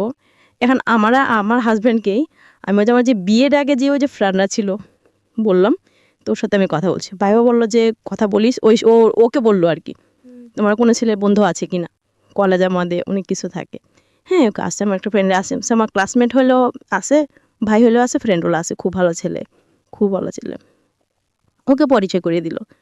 তো ও আবার বলে যে নিবা তো মানে ঢাকাতে বা কুমিল্লাতে এসব পূর্ণ জায়গায় ভালোর জায়গায় পড়াশোনা করার ইচ্ছা আছে, ওকে ভর্তি করেন, ওখানে ভর্তি করেন, আমরাও পড়াশোনা করব। ওইটা শোনার পর আমার হাজবেন্ডের মাথায় কাজ করতেছে, কেন ওই ছেলেটা বললো ওর সাথে সম্পর্ক ওকে ফাইন। হ্যাঁ, এটা বলার পর তখন আমার হাজবেন্ড কি করলো, সরাসরি আমার বড় মামির কাছে ফোন দিল আমাকে পড়াশোনার ব্যাপারে, যে বড় মামি একে কি করবো, কিন্তু বড় বন্ধু তো একটা কাজ করবে, কুমিল্লাতে ভর্তি করা দেয়। বড় মামিকে বলতেছে। তখন বড় মামি খুব রেগে গেল যে কেন কুমিল্লাতে ভর্তি করাবে তুমি ওকে, হয় ঢাকাতে ভর্তি হবে, নাহলে ওদের কলেজে লেখাপড়া করেছে ওখানেই ভর্তি করা, তুমি কেন কুমিল্লাতে ভর্তি করাবা, এখন যোগ তো ভালো না, তুমি থাকবা ঢাকাতে, তোমার ফ্যামিলি থাকবে এক জায়গায়, মা ওর ফ্যামিলি থাকবে এক জায়গায়, ও থাকবে কুমিল্লাতে, তো হয় না। ও যে অন্য কারোর সাথে চলে যাবে না, এটা তো কোনো কথা কেন, যেহেতু তুমি পড়াশোনা করো না, সে পড়াশোনা করতেছে, তখন ওর মাথায় অন্য কিছু কাজ করবে। আর বড় মামি কথাটা বলতেছে, ওকে তুমি তোমার কাছে রাখো, এনা তুমি গ্রামে পড়ো, যে কোনো একটা রাগদা করে ওইভাবে দাও, ঠিক হবে না। তো মামি ঠিক থেকে এটা বললো, তো আমিও চিন্তা করলাম যে হ্যাঁ এটাই ঠিক, মেয়ে মানুষ কলেজে পড়াশোনা করছে, ওখানেই ভর্তি হয়ে যাই।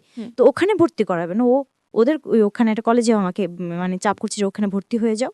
বাবাকে বলো যে দেখেন ও আমার বাড়িতে থাকতে হবে, ওকে আমি যখন ঢাকা আনতে পারবো না, আমার একটু প্রবলেম, তো একটা কাজ করে বলেন যে আমাদের ওখানে ভর্তি হইতে, আর সমস্যা কি, পড়াশোনাগুলো সার্টিফিকেট তো একই, এত কিছু চিন্তা করো না, চিন্তা করি না, যা বললো তার কথাটা ঠিক আছে।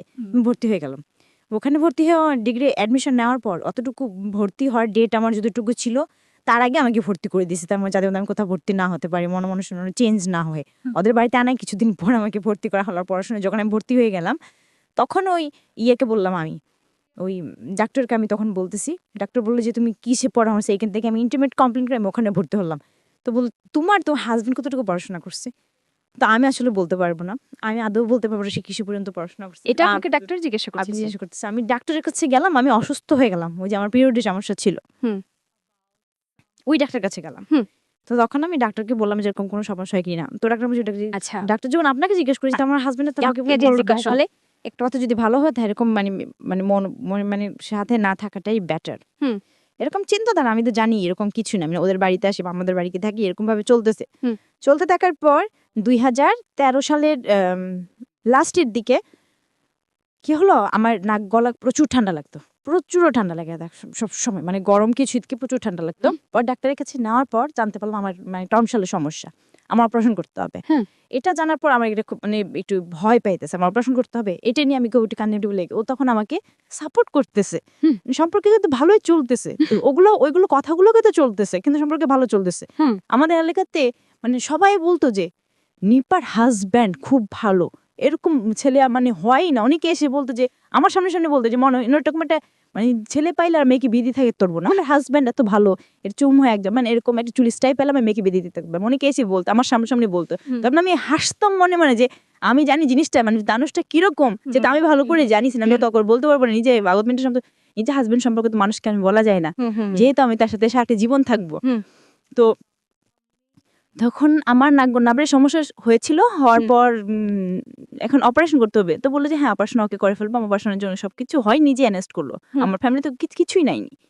যখন অপারেশন যেদিন করতে নিলাম কোনটাতে মানে আমি দেখলাম যে আমার মা ছিল, আমার ননদ ছিল, ও ছিল, সবার থেকে ও বেশি মানে উইক হয়ে গেল, এত সুন্দরভাবে আমাকে বোঝাচ্ছে, মানে খুব ভালোবাসে দিয়ে, যেমন তুমি ভয় পেও না, হ্যাঁ আমি থাকবো, আমরা অপারেশনের আমি এই জায়গায় এসে জায়গায় ঘুরতে যাব, খুব মানে ভালোবাসা দিচ্ছে, আমাকে বোঝাচ্ছে, মানে ওই ভালো জিনিসটা তার প্রতি আমাকে মানে খুব বেশি দুর্বল করে ফেলে, যে একটা সময় এরকম করে কিন্তু এরপর সে আমাকে ভালোবাসা দিচ্ছে।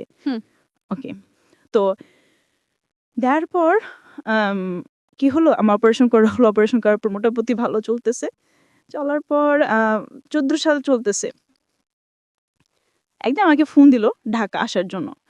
বাড়িতে ও বাড়িতে যেত না ঠিক মতো, বাড়িতে বুদ্ধি গেলে বলতে যে বছরে 3 বার যেত, গ্রামের বাড়িতে বছরে 3 বার যেত, আমাকে আনতো মাঝে মাঝে। তো আমি যেহেতু আমাদের বাড়িতে কলপরি জেন ছিল, তো আইপিন ফোন দিল যে তুমি আসো বাড়িতে, আসো ঢাকা আসো। আমি আসলেই বাড়িতে গেলে তো আমার অনেক খরচ, তুমি আসলে আমরা দুজন ভালোভাবে সময়টা কাটাতে পারবো, এটা ভালো হবে না? তো বলছে হ্যাঁ এটা তো ভালো হবে। এটা বলার পর আমি আসলাম ঢাকা আসার পর বললো যে আমাদের বিয়ে তখন 3-4 বছর হয়ে গেল।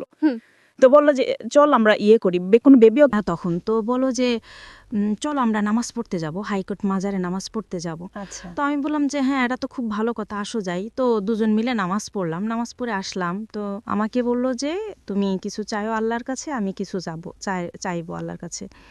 তো আমাকে বললো যে আমি বলবো না, কিন্তু তুমি বলতে হবে তুমি যে কি চাইছো আল্লাহর কাছে। তো এটা বলার পর আমি কি করলাম, যাক আসলাম না, নামাজ পড়ে আসলাম। আসার পর এখন বাইরে বসে একটা ফুচকা দোকানে বসলাম। বসার পর বললো যে তুমি কি চাইছো আল্লাহর কাছে। আমি বললাম যে বলবো, বলে কি? বলছে আমি একটা বেবি চাইছি আল্লাহর কাছে, যে আমার একটা বেবি দরকার, অনেক দিন তো হয়ে গেল বিয়ে হলো, এখন আবার একটা বেবির দরকার। তো আর কিছু চাইতে পারলো না, তুমি বেবি চাইতে গেলা, তুমি চাইতে পারতা আমার যাতে মানে ভালোভাবে ইনকাম করতে পারি, মানে টাকা পয়সা হোক, তারপরে তোমার বেবি তোমার মানে বেবি এখন নিতে পারবো না, আমার পক্ষে সম্ভব না এখন বেবি নেওয়া। কি বলো এটা? পরে বলে যে শোনো আমি একটা কথা বলি, তুমি আমার কথাটা শোনো মনোযোগ দিয়ে, এটা করলে ভালো হবে আমাদের। তো বললাম কি? পরে বলে যে আমি তোমাকে ঢাকা রাখবো, রাখার পর আমি তোমাকে বিভিন্ন হোটেলে দিয়ে আসবো, দিয়ে আসার পর তুমি ইয়ে করে টাকা ইনকাম করবা। কি বলেন এসব?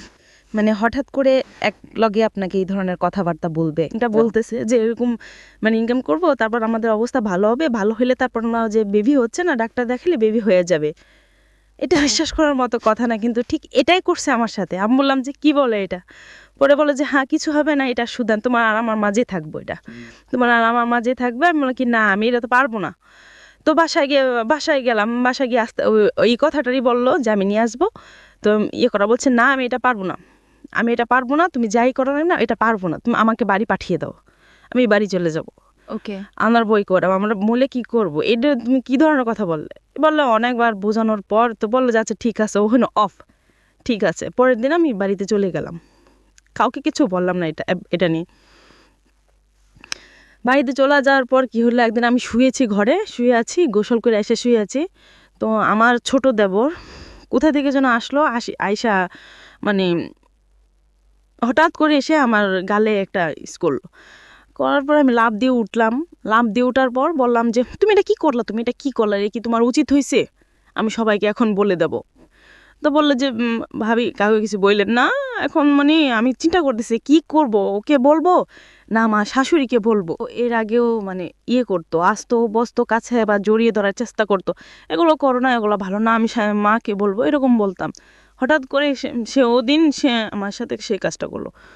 করার পর কি করলাম, আমি মানে কাউকে কিছু বললাম না, মানে আর মানে ভাবতেছি কি করব। তো কাউকে কিছু না বলার পর আমি আমাদের বাড়িতে চলে আসলাম। এখন ও বলতেছে এদেরকে যে আমি ওদের বাড়িতে যাইতে, আমি আবার যাওয়ার পরে বললো যে আমি যাবো না। কেন যাবো না, খুব ঝগড়াও থেরে নিয়ে যাবো না।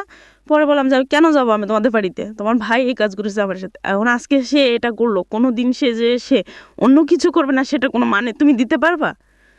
এটা আমার বাবা শুনলো, আমার দাদার কাকা, আমার কাকা তখন এটা শুনলো। শোনার পর কি করলো, আমার কাকা তখন খুব রাগ করলো যে আমি মেয়ে বিয়ে দিছি একজনের কাছে, আমার মেয়ের সাথে এরকম কেন হবে? আমি এখানে মেয়ে দিব না, এখানে যত কিছু আমার প্রয়োজনে যা করা লাগে আমি আমার মেয়েকে নিয়ে আসবো, আমি এখানে মেয়ে দিব না। এটা বলার পর ও শুনলো এগুলা। বাবা যখন এগুলো বললো, বাবার সাথে ও শুনে ফেলো ফোনে। তো ফোনের অপরান্ত বাবা ও শুনে ফেলার পর এখনই বোঝালো, থাক যা ও আর হয়েছে, তুমি বাড়ি চলে যাও, থাক এরকম করো না মনা, ভালোবাসা দিয়ে কথা বললে গেলাম ওদের বাড়িতে চলে গেলাম। এখন ওই যে বাবা এগুলো বললো, বাবাকে নিয়ে ওরা চিন্তাধারা উন্মুখ হয়ে গেল। এখন আমাদের বাড়িতে আমাকে যেতে দিবে না, যখন বলতাম যে বাবার বাড়ি যেতে, তখন যেতে দিত না। কেন দিবা না না, বাবার এটা বলতাম যাওয়া লাগবে না না, আবার যেতাম, গেলে মানে ফোন দিত, যদি 1 মিনিট লেট হতো ফোন রিসিভ করার জন্য যদি ধরতো, কার সাথে ছিল ফোন ধরলে না কেন, রাতে ফোন যদি দিত, যদি আমি ঘুমায় থাকবো দুধে দিদি কত, তো মানে ডাইরেক্ট ইকুলা বলতো যে কজনের সাথে ছিলা এই সেই, তো বাবা মা আমাদের বাড়িতে আসতে চাইতো, তোর বাবা মা কি তোকে ব্যবসা করার জন্য কি তোকে নিয়ে আসছে কিনা? দুটো জিনিস খেয়াল রাখবেন এখানে, ওনার বলার জায়গাটা স্ক্যাটার্ডলি, উনি যেভাবে বলছেন অনেক কিছু হয়তো এইভাবে বলে উঠতে পারছেন না, কিন্তু দুটো বিষয় খুবই গুরুত্বপূর্ণ। একটা হচ্ছে হাজব্যান্ড ইন্সপায়ার করছে, ওয়াইফকে এই ধরনের একটা পথে যাওয়ার জন্য যেখান থেকে পয়সা রোজগার হবে, আবার সেই সন্দেহ করছে এই ওয়াইফকে যে সে অন্য কারোর সঙ্গে ইনভলভড কিনা। তার মানে উনি যা বলছেন, মানে আমাদের আজকে নিপা যে কথাগুলো বলছেন সেগুলো যদি সত্য হয়ে থাকে তাহলে আমরা ধরে নিতে পারি যে ওনার হাজব্যান্ড সুস্থ মানুষ হলেও মানসিকভাবেই কিছু না কিছু সমস্যার মধ্যে রয়েছে, এবং এগুলোকে সাইকিয়াট্রিস্টের কাছে নিয়ে গেলে, মনোবিজ্ঞানীদের কাছে নিয়ে গেলে তিনারা বিভিন্ন রকম রোগ হিসেবে আইডেন্টিফাই করে সেগুলোর নামও আছে, সেগুলো তারা বলেন। তো আমি যেহেতু সাইকিয়াট্রিস্ট না, আমি ওভাবে আইডেন্টিফাই করছি না, তবে আমি ধরে নিচ্ছি যে এটা এক ধরনের মানসিক অসুস্থতা। কারণ একটা মানুষ যদি তার ওয়াইফকে দিয়ে এই ধরনের কথা চিন্তা ভাবনা করে যে তাকে দিয়ে সে পয়সা রোজগার করবে, বলতেই আমার খুব লজ্জা লাগে। সেই ওয়াইফকে সে সন্দেহ করে কি করে, বা সন্দেহ করার একটা যুক্তি তো থাকে না, তাই না? সে কার সাথে মুভ করলো না করলো সেটা তো যুক্তিই থাকে না। তো তার মানে ধরে নিতে হলো যে আমার বাবার সাথে, যে তোর বাবার সাথে তোর অবৈধ কোনো সম্পর্ক আছে।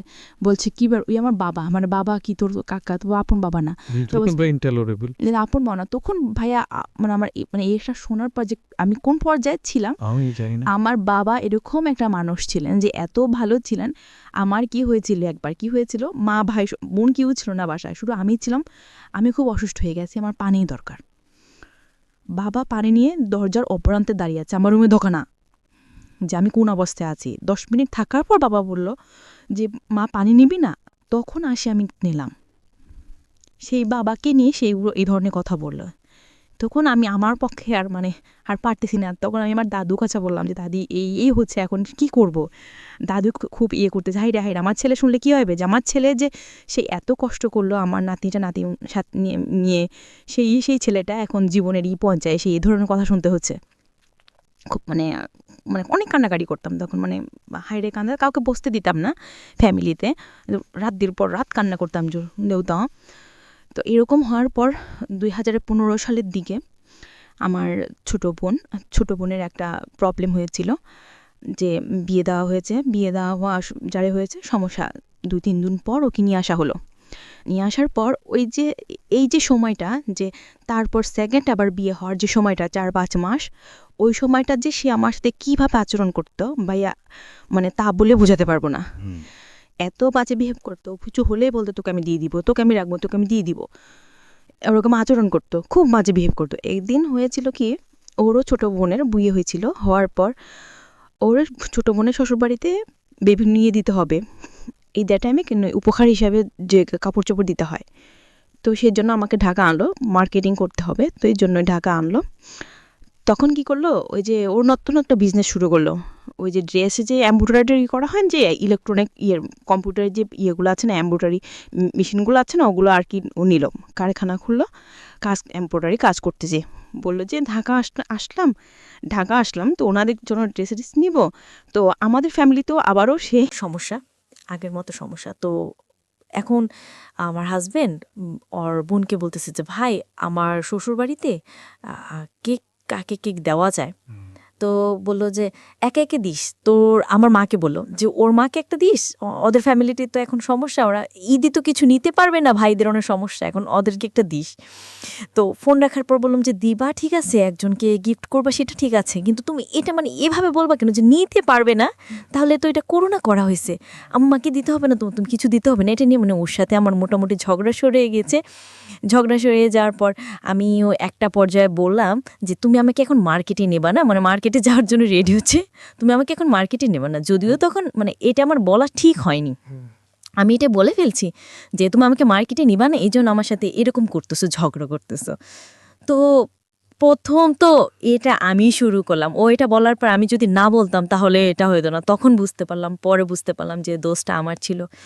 তো এরকম যখন একটা পর্যায়ে ঝগড়া চলতেছে, আমি বললাম যে তুমি নিবা না, এটা বলার পর কী করলো, খুব রাগ হওয়ার পর একটা লাথি দিয়ে আমাকে একটা পেটা দিল, খুব জোর একটা পেটে দিল। দেওয়ার পর আর কি ওই বাসার ছিল, তো ছিল ওর হাতের ভিতরে, বাসার ভেঙে ঢুকে গেছে, ওরও রক্ত বেরোচ্ছে, আমারও রক্ত বেরোচ্ছে, খুব রক্ত বেরোচ্ছে। এখন আমার যে রক্ত বেরোচ্ছে আমার ওটাই খেলনায়, ওর রক্ত বেরোচ্ছে আমার ওটাই মাথার কাজ করতেছে, ওর রক্ত বেরোচ্ছে, ওরে আমি ঝড়ে ধরতেছি, তোমার হাতে রক্ত লেগে করতেছে, দেখো আমি ওষুধটাই দিই, কারণ ও তো আমাকে তখন ফেলে দিচ্ছে, ঝাড়া দিয়ে ফেলে দিচ্ছে, না শর্ত লাগবে না, সে না। এখন ও খেয়াল করলো যে আমারও হাত কেটে গেছে, তখন ও আবার ওর হাত করলো, এই যে দুইজনের যে একটা ভালোবাসা নিয়ে। এটা বিষয়টা হচ্ছে ওদের মধ্যে কিন্তু লাভ ছিল। সো এইগুলো নোট করার মতো। এই বিষয়গুলো আছে, তারপরও সন্দেহ আছে, তীব্রতা আছে, একজন আরেকজনকে ধ্বংসন করার মতো যে ধরনের ভেতরে বিষ থাকা দরকার সেই ধরনের ব্যাপারও আছে। এবং এটা অফকোর্স এটা মেল ডোমিনেট একটা সংসার, যেখানে আসলে আরেকটা জিনিসে যখন একজন মানুষ জীবন গল্প বলে তখন সে নিজেকে থাপিয়েই বলে, মেনে নিজেকে এমন একটা জায়গায় সে প্রেজেন্ট করে যে আসলে সে অপরাধী না। হয়তো তার ওয়াইফ হাজব্যান্ডের কাছ থেকে শুনলে হয়তো অনেক বিষয় দেখা যাবে তার ওয়াইফ সম্পর্কে সে বলছে, তো সেটাও একটু ভাবার বিষয় আছে। সব কিছু মিলে আপনারা ভাবেন, আমরা একটা আলটিমেট একটা মেসেজ নিতে চাই, দেখা যাক কতদূর সেটা আমরা পেতে পারি। হ্যাঁ বলেন। তারপর মানে এরকম চলতেছিল, তো চলার পর খুব ভালো মানে ভালোবাসা মারামারি করে বাড়িতে আসলাম। বাড়িতে আসার পর ও আসলো, ঈদে আসার পর কি হলো, বোনের হাজব্যান্ড বোন সহ আমাদের বাড়িতে, আমার শ্বশুর বাড়িতে আসলো। আসার পর আমি আমার দেবরের সাথে কথা বলতেছি, ও আমাকে চাইছিল যে আমাকে চা দাও, তো বলছে দাঁড়াও আমি দিচ্ছি। তো ভাইয়ার সাথে কথা বলতেছে যে ভাইয়া যাই হয়েছে এতদিনের সংসার যেভাবে হয়েছে জানো, এখন আমাদের দায়িত্ব যে সংসারটাকে ভালোভাবে তৈরি করা। আপনার বোন ছিল, বোনটাকে বিয়ে দিচ্ছেন, এখন আমরা মানে ভালোভাবে সংসারটাকে সুন্দরভাবে গুছাই তুললে আর সমস্যা নাই। এইভাবে ভাইয়ের সাথে সংসারে কিছু কথা বলতেছি, ও আমার হাজব্যান্ড ওইতে বললো চা দিতে, আমার মনে নেই। তো 10 মিনিট পর ও আমাকে ডাক দিল, খুব জোরে ডাক দিল। তো ও ডাক দেওয়ার পর কী করলো, আমি গেলাম, যাওয়ার পর মানে কিছু বুঝে ওঠার আগে ও আমাকে এমন জোরে একটা থাপ্পড় দিল, মানে পড়ে গেলাম, মানে কী হলো এটা। তো আমি মানে তখন হাসতেছি, আমার চিন্তাধারা ছিল যে আমি যখন এখন যদি মানে কোনো কিছু জোরে কোনো কিছু করি তাহলে আমার ননদ আছে না, আমার হাজব্যান্ড আছে, ননদ আছে, হাজব্যান্ড আছে, শ্বশুর বাড়িতে আমি একটা মেয়ে হয়ে আমাকে কি এটা পারবো না। আমার ননের সাথে যাই করুক না কেন বা ও যাই করুক না কেন। তো এটা বলার পর আমি কি করলাম, ওকে চা এনে দিলাম। আমার মা, আমার ছোট বোন তখন আমাদের বাড়িতে ছিল, অন্য ঘরে ঘুমালো। আমি কি করলাম, ওকে চা এনে দিলাম। চা এনে ও কি করলো, হাত থেকে পিরিচ ছিল, পিরিচটা ফেলে দিয়ে গার ভিতরে আমার চা ঢেলে দিল, গরম চা পিঠে ঢালার পরে আর কি, তারপরও কিছু করি নাই, তখন ওর পায়ে ধরে বসে আছি যে যার একটা কথাও বললো না। তুমি চা বলার পরেও বললো ঘরের নতুন জামাই আছে, মানে এভাবে বলতেছে ওকে, ঝান পাখি যা আছে ওকে ওইগুলো বলে, মানে তারপর শুলাম। বাট শোয়ার পর চোখ বন্ধ করে কতক্ষণ পর আবার দেখি আমার গায়ে মায়ের মারতেছে, মানে এতক্ষণ কিসের কথা বলতে কার সাথে, আবার দেবরের সাথে। আমি তোকে বললাম এখন মারার পর এখন আমার শাশুড়ি হঠাৎ করে উঠলো, উঠে দেখে যে এরকম হচ্ছে, তো আমার শাশুড়িকে কি শুরু করলে, এখন আমার শাশুড়িকে বকতেছে আপনার হাজবেন্ড, হ্যাঁ যে খেয়াল রাখে না, হ্যাঁ খেয়াল রাখে না, কি থাকবে চলতেছে ঘরের ভিতরে, ভাই এসব খেয়াল রাখে না, আমার মাকে খুব বকতেছে। তো মানে আপনাকে মারছে কেন? ওর ভাইদের থেকে শাসন করা উচিত ছিল। ওদের সাথে না, আমরা ভাইয়ের সাথে আমরা খারাপ কোনো কথা বলতেছি না, ভাই এত খারাপ কিছু বলতেছে না আমাকে। আমি তো সংসারের বিষয়ে কথা বলতেছি। ওর মাথায় কি আমি তো বুঝতে পারতেছি না কেন এরকম করতেছে। একটা সময় সে আমাকে ভালোবাসতেছে, আমরা অসুস্থ হয়ে গেলে কারো মানে আমাকে সে কি করবে, শুধু চিন্তাধারা ওটা থাকে যে কোন ডাক্তার দেখালে আমার ভালো হবে, কোথায় নিলে আমাকে ভালো হবে। তার মধ্যে শুধু এইসব কাজ করে, আবার 19 থেকে 20 হতে গেলে আবার মারামারি গালাগালি খুব এরকম চলতেছে। চলার পর তখন পরের দিন আবার এটা মিটমাট হয়ে গেল, নিধি সব মিটমাট করে ভালো। আমার মা ছিল ওদের বাড়িতে, তখন আমার মাকে আমার শাশুড়ি বললো আমাকে মারছে, সেটা বললেন, বলতে তো গালাগালি করছে। পরে আমাকে বলতো যে মা কি হয়েছে, মার কিছু হয় না, আমি সব শুনছি। তখন মার কাছে তো আমি স্বীকার গেছি যে মা এরকম হয়েছে, তো মা বিশ্বাস করতে পারে না যে মা জামাই এরকম করবে। মানে আমার ফ্যামিলির কোনো মানুষ জানে না যে আমার হাজব্যান্ড এরকম করতেছে। আমার ছোট আন্টি একটু জানে, ছোট আন্টিকে একটু জানে, ছোট বোন একটু বলতেছে, ও সম্পূর্ণ বলতেছে না। তো এরকম চলতে থাকলো। তা একটা সময় কি হলো, ওই ওর চললো, মানে বিজনেসটা শুরু করলো। তা একদিন আমাকে ফোন দিয়ে বলল 2016 সালের দিকে কোরবানি ঈদ ছিল, তার 2-3 দিন আগে, 3-4 দিন আগে আমি ঢাকায় এসে বিয়ের আবার দেশে গেলাম। যাওয়ার পর ফোন দিল আমাকে, ফোন দিয়ে বললাম একটা কথা বললাম যে কি বলো, বলেছে মানে আমার যদি বিজনেসটা মানে একটু ভালো হয় তাহলে তুমি আমাকে হেল্প করবা। করবো না কেন, মানে ও বিজনেস করার জন্য আমি আমার ফ্যামিলি থেকে টাকা পয়সা এনে দিয়েছে। যখন ও ব্যবসাটা শুরু করে তখন আমার ফ্যামিলি থেকে টাকা পয়সা এনে দিয়েছি। হ্যাঁ, তো এখন এনে দিলাম, এখন যদি সামনে কিছু লাগে আমি যতটুকু লাগে আমি হেল্প করব। তো বলে যে অন্য উপায় কি, তখন বললো যে আবার সেম সেটা, যখন আমাদের মেশিন আরও বাড়াবো তখন বাইরে আমরা কাজটা মালটা সেল দিব, তখন যখন ভাইরা আসবে তখন তাদেরকে খুশি করাতে পারে। কি বলতে চাও তুমি সেটা বলো। ওকে, তো বলে যে কেন বোঝো না, তো আমি বলি যে আমার পক্ষে এটা সম্ভব না। ঘুরে ফিরে আপনাকে ওই জায়গাটাই নিয়ে যাওয়ার চেষ্টা তখন আমি ওর সাথে রাব বিহাব করলাম যে তুই কেন এরকম করতেছিস আমার সাথে, আর আমি কার জন্য করবো, তোর ভাই বোনের জন্য কেমন আমি এটা করবো। আমার বাচ্চা আছে, আমি কাকে খাওয়াবো? আমার বাচ্চাও নিতেছে না, বাচ্চা নেওয়ার কথা বললো যে এখন আসবে না। বাচ্চা নেওয়ার জন্য ফোন দিলে বললাম যে আমার বাচ্চা দরকার আছে।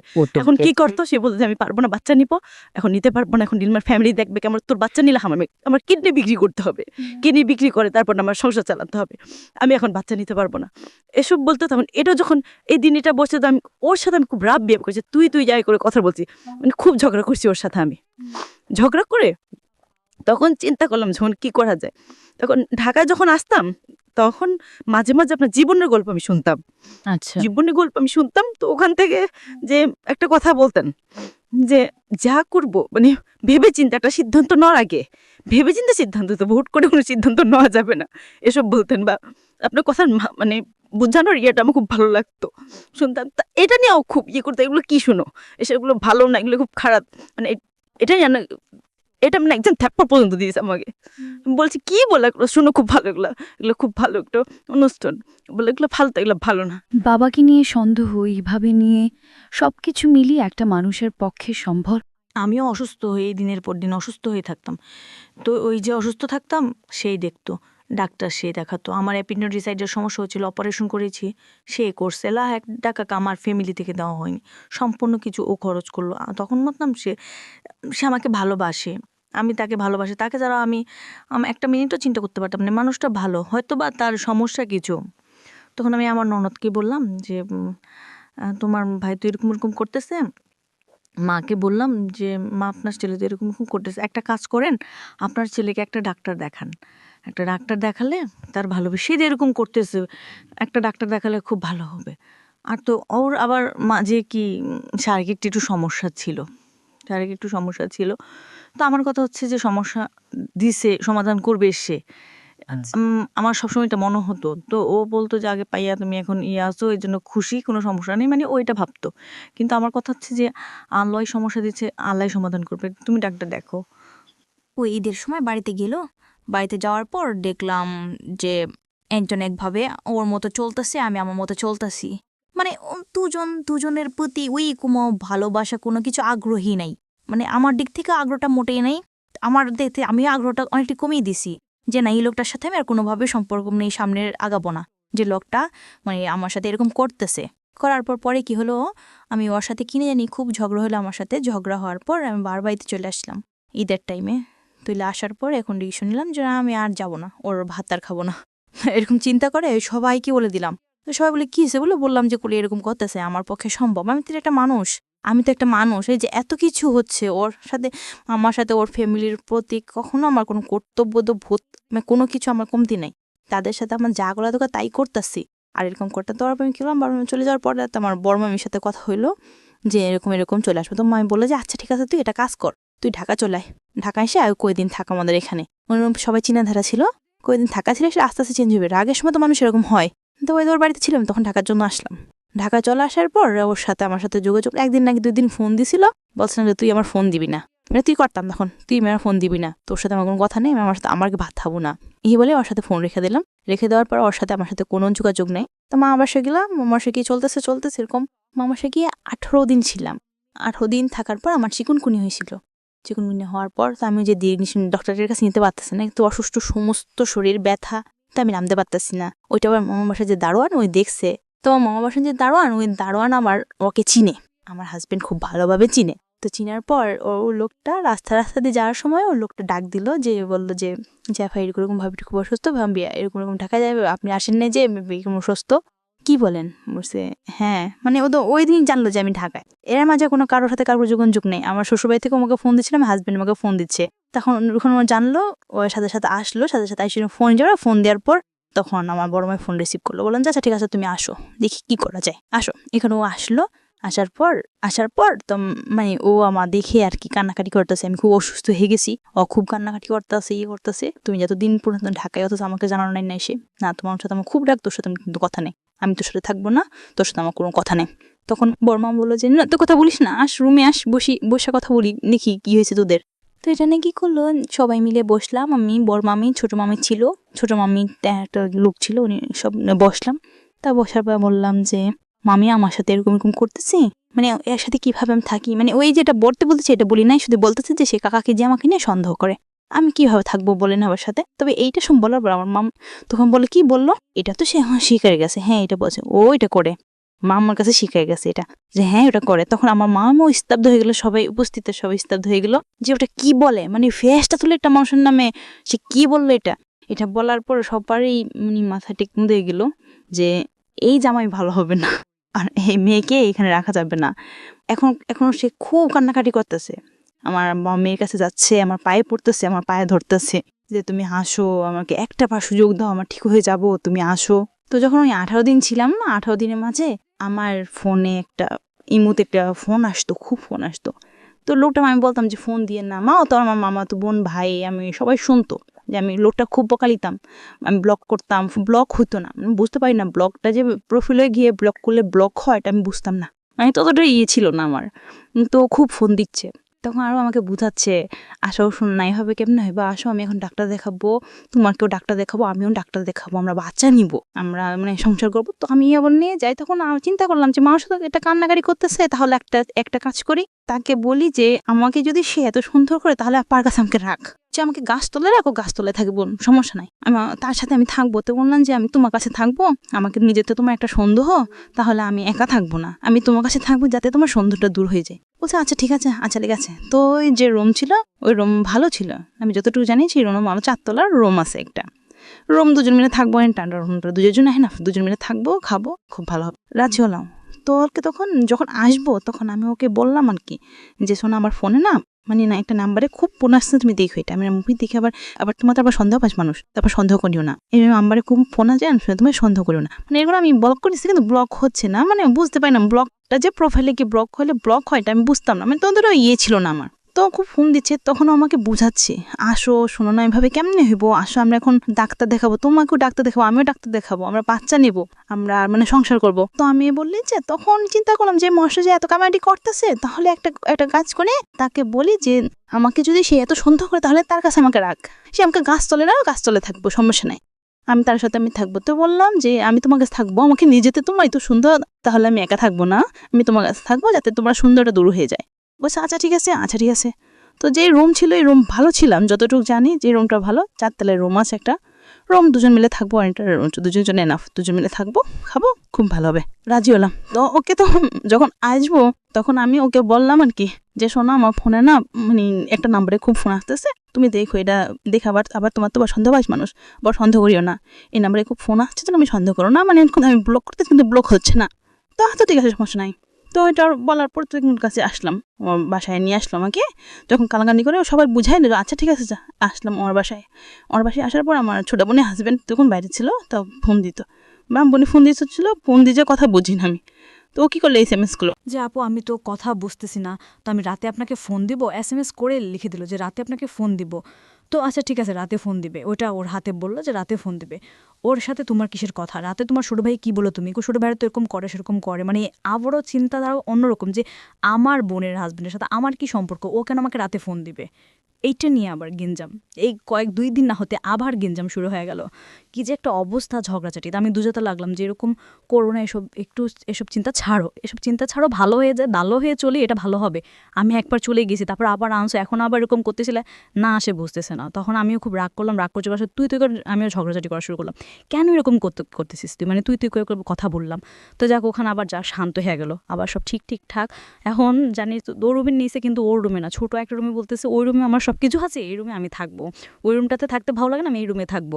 তো একটা কাজ করো, তুমি 4 তলা গিয়ে রান্না করো। এখন কি হতো, 2 তলা থেকে 4 তলায় রান্না করতে যেতাম, আবার 4 তলা থেকে 2 তলায় এসে ঘুমাইতাম, মানে এরকম 2 তলা 4 তলা 2 তলা 4 তলা চলতো। থাকি না, সমস্যা কি, আর এটা দেখি না মানুষটা ভালো হয় কিনা। তখন কি হলো, ওই যে বললাম ইমুট একটা ছেলে আমাকে ফোন দিছিল।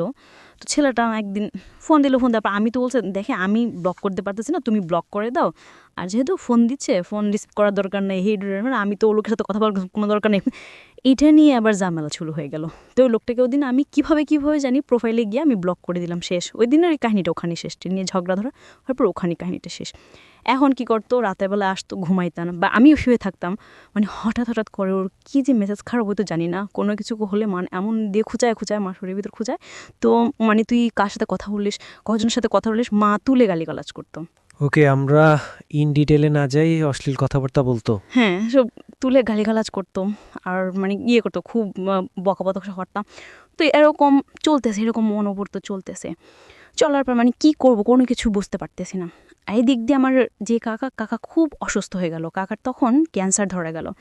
ধরা খাওয়ার পর ওর মাথায় তখনও কাজ করে, মানে জানে যে কাকার ক্যান্সার, এই মানুষটা মারা যাবে, এখনও এই মানুষটাকে নিয়ে এই কথা না বললে কি নয় না। ওর এখন এগুলোই বলতেছে কাকাকে নিয়ে সম্পর্ক বা বোনের হাজবেন্ড। এখন ওই যে ওগুলো অফার করেনি, ওই দিনকার পর থেকে এ করার পরে আগারাগি করার পরে ওই প্রপোজগুলো আর করিনি।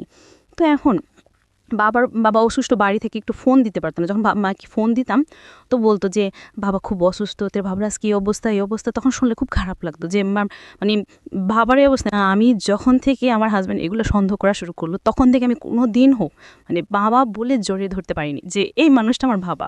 কাকা যে মানুষটা আমার মা ছাড়া কখনো কথা বলেনি, আমার সন্তান না, কিন্তু আমার বাবা আমাকে মা জাগতো। ওইটাই আমি আল্লাহর কাছে শুকরিয়া দিলাম। তো এখন এরকম চলতেছে। চলার পরে আমি একদিন কী করলাম, আমার মামার বাসায় গেলাম। আমার মামাতো বোন, আমার খালাতো বোন সবাই ছিল বাসাতে। আমি গেলাম ওদের কাছে, গিয়ে মানে কয়েকদিন থাকলাম, 2-3 দিন থাকলাম আর কি, 3 দিন থাকলাম। ওকে বললাম যে আমি থাকি। তো প্রথম দিল, কিন্তু পরে আসার পর আর কি এগুলো নিয়ে ঝামেলা করলো যে কেন ছিলি, এই সেই, তোর কি খবর আছে, যে আমি যে একটা মানুষ ছিলেন, খাওয়া দাওয়ার কষ্ট হচ্ছে, তোর কি একটা খবর ছিল, এটা নিয়ে আর কি ঝগড়া হলো। ও করলো আমার সাথে, আমি করলাম যে তুমি কী করতে চাও এইসব। ও মানে এখনও পুরোপুরি আমি ওর থেকে মানে দূরে চলে যাচ্ছি।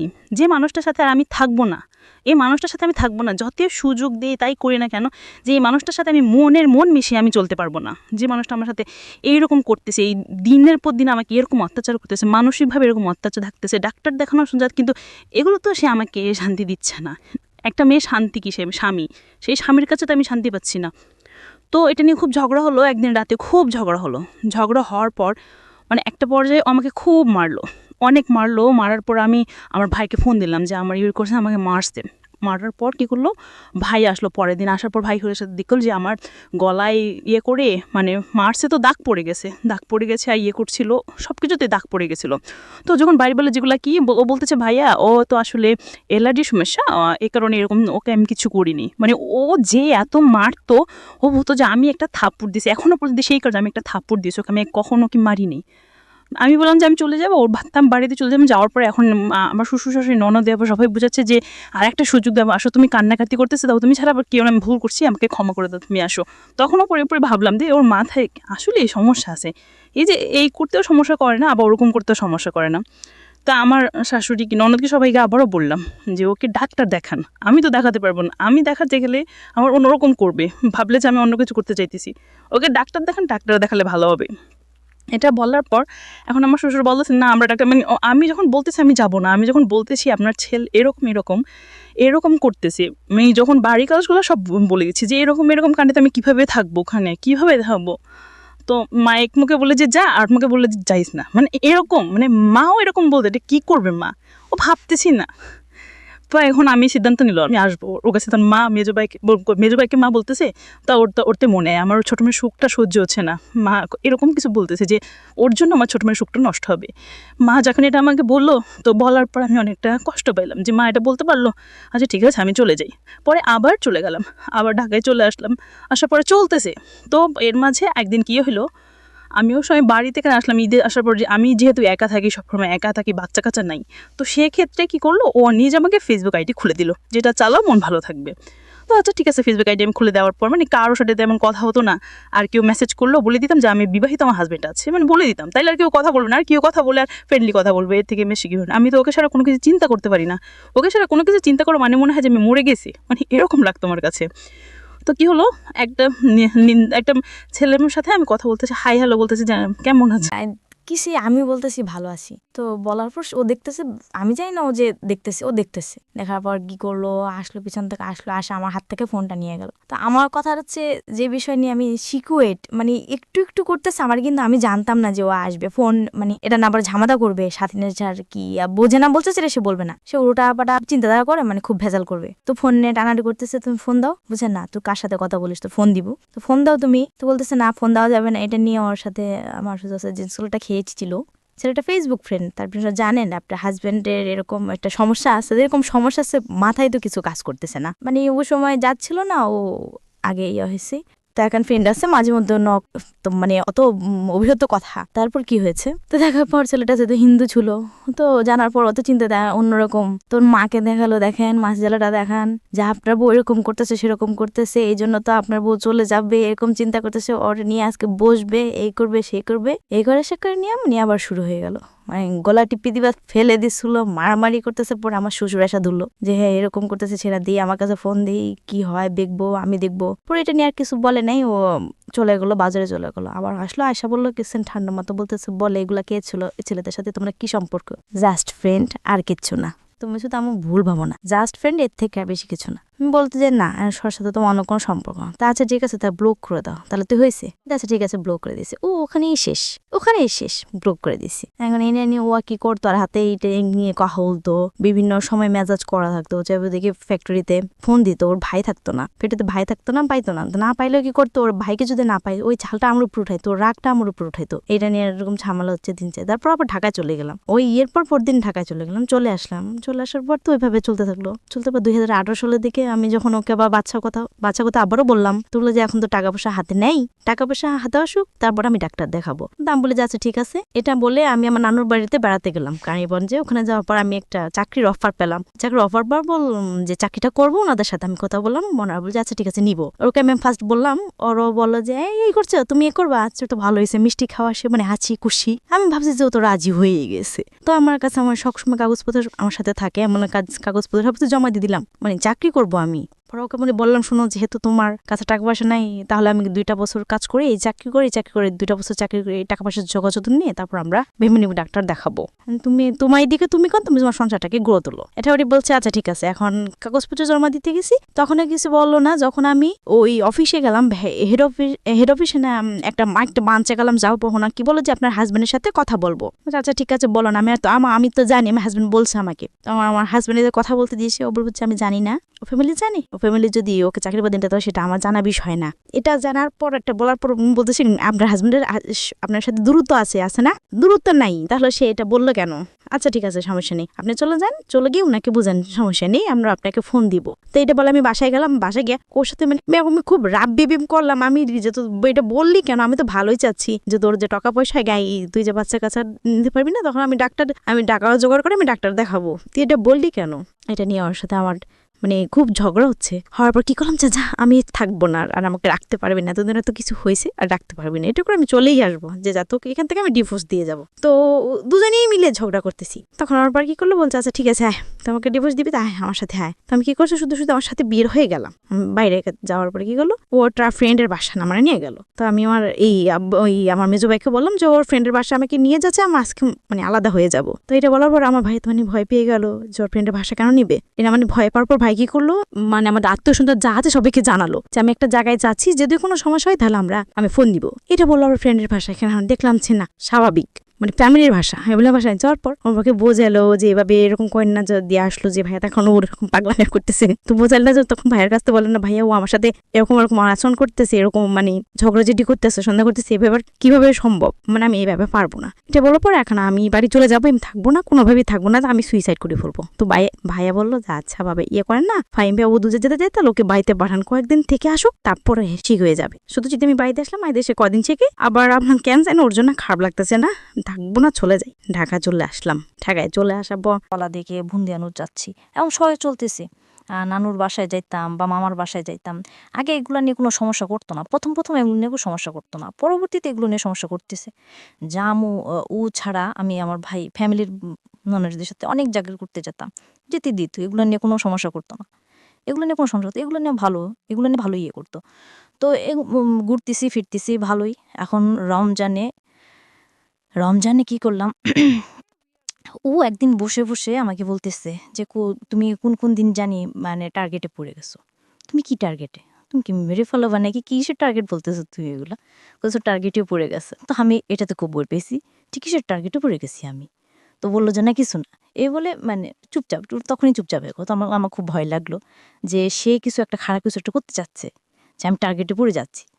তখন আমি আমার ফ্যামিলিকে বললাম যে ওরকম করতেছে। এখন সবাইকে মোটামুটি বলা হয়ে গেল, এখন সবাই চাইতেছে যে চলে আয়। এখন সবাইকে বিশ্বাসও করাতে পারলাম, বলতে পারলাম যে এখন আমাকে কেউ দোষ দিতে পারবে না, কেউ বলতে পারবে না যে আরেকটা সুযোগ দে, কেউ বলতে পারবে যে ধৈর্য কর। তো ধৈর্য তো আমি ধৈর্য ফেললাম, সবাইকে দেখালাম। দেখানোর পর আমি কী করলাম, ঈদে বাড়িতে গেলাম। বাড়িতে গিয়ে আমার মানে মার বাসা শর্ষাকে চলে গেলাম। যাওয়ার পর আমার বাবাকে দেখে এসে আবার চলে আসলাম। আবার 9 দিন পর আবার ফোন গেল যে বাবা খুবই অসুস্থ, আমাকে দেখতে যাচ্ছে। তো চলে গেলাম বাড়িতে। বাড়িতে চলে যাওয়ার পর 5 দিন পর বাবা মারা গেল। 5 দিনের পর বাবা মারা গেল। আমাকে মা ডাকারে যে আমাকে মা ডাকতো, সে মা মারা গেল। তো বাবা মারা যাওয়ার আগেই মানে শুধু এইটাই বললো যে মা তুই খুব ভালো থাকবি, তুই খুব ভালো থাকবি, আর এই লোকটার কাছে না যাওয়াটাই ভালো হবে, যে এত কষ্ট দিয়ে আমার মাটারে। তো বাবা মারা যাওয়ার পর ওকে জানানো হলো, ওরা গেল। যাওয়ার পর যা কিছু করার পরে চলে আসলো। পর ঈদ হওয়ার পর এখন ঈদের সময় ওদের বাড়িতে যাওয়ার জন্য আগে বলতেছে আমি যাইনি। না যাওয়ার কারণে অনেক চেষ্টাটা বললো আমাকে যাওয়ার জন্য, আমি যাইনি। তারপর আমার দেবরের বিয়ে ছিল, তো আমার ননদ দেবর এসে খুব মানে ইয়ে করে নিয়ে গেল যে ওকে নিয়ে যাই, ওকে দেন। তো আমাকে একদিনের জন্য দেখালো। একদিনকে দেখা হবে, সবার ননদ দেবর বললো যে আমরা বুঝবো এটা নিয়ে, ওরা এভাবে আর কয়দিন চলবে, দুজনের বয়স হচ্ছে, বাচ্চা কাচ্চা কিছু হচ্ছে না, একটু 2 দিন পর ঝগড়া, তার থেকে বলো ওদের এরকম দরকার কি। এই বলে আমি একদিন থেকে তারপর চলে আসলাম। ওদিন বসলো, সবাইকে নিয়ে বসাইলো। এখন বসার পর বললো যে তোদের সমস্যাটা কি, মূল সমস্যাটা কি। তা আমাকে প্রথম জিজ্ঞাসা করলো যে কী সমস্যা। আমি বললাম যে আমাকে ও সন্দেহ করে কতদিন যাবৎ, বিয়ের 1 সপ্তাহ পর থেকে। তো তুই এতদিন তুই বলিস থেকে না, তুই বলি না, দেখি না ঠিক হয় কিনা। কিন্তু এতটা বছর পর্যন্ত 7.5 বছর, 7.5 বছর পর্যন্ত এত কিছু করলাম। এখন বললাম যা যা হচ্ছে আমার সাথে এরকম বলতেছে। আরও বললো যে তখন ওকে জিজ্ঞাসা করলো যে তুমি ওকে সন্দেহ করে কেন। পরে বলে যে আমার না ও অসুস্থ দেখে আমার ওর সন্দেহ হয়, তুমি এ সন্দেহ করতেছো ওর কিছু পাইছে। এ পর্যন্ত বলছেন না, ওকে কোনো ছেলেদের সাথে কথা বলে, একটা ছেলের সাথে কথা বলছে, এই ইমুতে কথা বলছে, ফেসবুকে কথা বলছে, কিছু করছে, ওর সাথে দেখা করছো কেন না। তো ও বিয়ের আগে একটা ছেলের সাথে সম্পর্ক করছে, ওই ছেলের সাথে তুমি কোনো কথা বলছো কেন না, তাহলে তুমি সন্দেহ করো কেন। ও অসুস্থ থাকে এই জন্য আমার সন্দেহ হয়, আমার কেন সন্দেহ হয় আমি জানি না, ও অসুস্থ থাকে সন্দেহ হয়। এটা বলার পর সাদা বললো যে আচ্ছা ঠিক আছে, তাহলে ওকে 2টা মাস সময় দেওয়া হোক। তা আমি তো যাবো নাই। তখন আমি আমার একটা আঙ্কেলকে বললাম যে আমাকে ও এসেও অফার করে, আমি কীভাবে ওর সাথে যাব। তারপর সবাই মিলে বললো যে না ওকে সময় দেখ, কারণ এখন বাবা মারা গেছে, এখন আমার মানে উপরে আর তো ইয়ে নাই। 2 মাস সময় নেওয়ার পর ও আমাকে ফোন দিত, আমি ঠিক মতো কথা বলতাম না। তখন ও বললো কেন তুমি আমার সাথে এরকম করো, এখন তো সব কিছু ঠিকঠাক হয়ে গেছে, তুমি 2টা মাস থাকো তারপর আসো। এসে তখন আমি বলতাম যে তোমার সাথে আমার কিসের কথা, যে স্বামী তার স্ত্রীকে এসব কথা বলতে পারে, কারণ আমি তো তোকে বলিস, তোদের এটা কিছুই বলি নাই। আমি এখন সবাইকে বলবো যে তুই আমাকে এইসব অফার করছিস, যে তুই অন্যের সাথে থাকতেছিস, এই জন্য আমি তোর খেতে চাই না, বলে তুই আমার সাথে চলে যাস। আমি ওইসব মানুষকে বলবো দেখি তুই কী করিস, পারলে তুই কিছু করিস। মানুষ সবাই আমাকে বিশ্বাস করে, সবাই আমাকে বিশ্বাস করে। ও খুব মানে খুব ভালোভাবে মিথ্যা বলতে পারে। তো তখন চিন্তা করলাম যে কী করবো এখন তো বাড়িতে থাকতেছি, বাড়িতে যখন থাকতেছি তখন মোটামুটি অনেকে জেনেই আছে যা আমার মানে এরকম ভাবে। তখন একজন অফার করলো যে কাজ কর, এরকম থাইকা কী করবি, ইমুতে কথা বলো, সেলাজরাতে ইমুতে কথা বলে টাকা ইনকাম করিস। কেউ একজন করলো যে মানে একদিন অনেক কিছু করি, মানে এইসব কিছু অফার করতেছি, কীভাবে চলবো, বাবা তো নাই এখন, ভাইয়াদের মোটামুটি, তো এইভাবে কেমনে চলবে, ভালোভাবে চলতে পারবি, এইসব বর পাচ্ছে। এখন মাথায় সারাক্ষণ কাজ করতেছে, আমি কী করবো, মানে কী করার আছে আমার, খুব ডিপ্রেশনে ভুগতাম। রাত কি করতাম ভাইয়া, বাহিরে কাটাতাম। মানে গ্রামের বাড়িতে রাতে 2টা-3টা বাজে আমি বাহিরে দাঁড়িয়ে থাকতাম, মানে আমার ঘুম হতো না, যে আমি কি করব, এই মানুষটার সাথে আমি কাটাবো সারাটা জীবন, যে এই মানুষটা আমাকে এসে বলতেছে না আমি একা থাকবো, কোনটা করব। তো আমি আমার একটা আঙ্কেলকে বললাম যে আঙ্কেল এই অবস্থায় আমি এখন কী করবো, আমাকে একটু কাজ জোগাড় করে দিতে পারবেন। পরে বললো যে তুই কতটুকু পড়াশোনা করছিস, তা আমি বললাম আমি ইন্টারমিডিয়েট কমপ্লিট করলাম, তো আমার কোনো রিসেপশন হইলে হবে, সমস্যা নেই, আমি তো চলতে পারবো, এরকম কিছু হইলে হবে। তো উনি বললো যে আচ্ছা ঠিক আছে তুই ঢাকা আয়, ঢাকা আসে তোর মানে একটা গতি করে দেব। পরে ঢাকা আসলাম, ঢাকায় আসার পর একটা কোম্পানিতে উনি আমাকে ওই রিসেপশনের জন্য ফার্স্ট সিলেক্ট করা হলো। তো সিলেক্ট করার পর আর ওনারা আমাকে রিসেপশনে না রেখে অন্য কাজে দিয়ে দিল, অ্যাকাউন্টসে, যে তুমি এটা করো, দেখি তুমি পারে কিনা। আমি তখন কিছুই জানতেছি না, কম্পিউটার সম্পর্কে কিছুই জানি না, বা আমি যেহেতু পড়াশোনা থেকে এতটা বছর দূরে, আমি ইংলিশ সম্পর্কে মানে সব কিছু আমার মাথা থেকে চলে গেছে, আমি কোনো কিছু পারতেছি না। তো আমার কলিগ যারা তারা আমাকে খুব হেল্প করছে, বস সবাই খুব হেল্প করতেছে আমাকে। হেল্প করে আমি মানে এখন অনেকটা ভালো পর্যায়ে চলে গেছি। আর এখন ওর সাথে তো আর কোনো যোগাযোগ নাই। ওর সাথে যোগাযোগ নাই।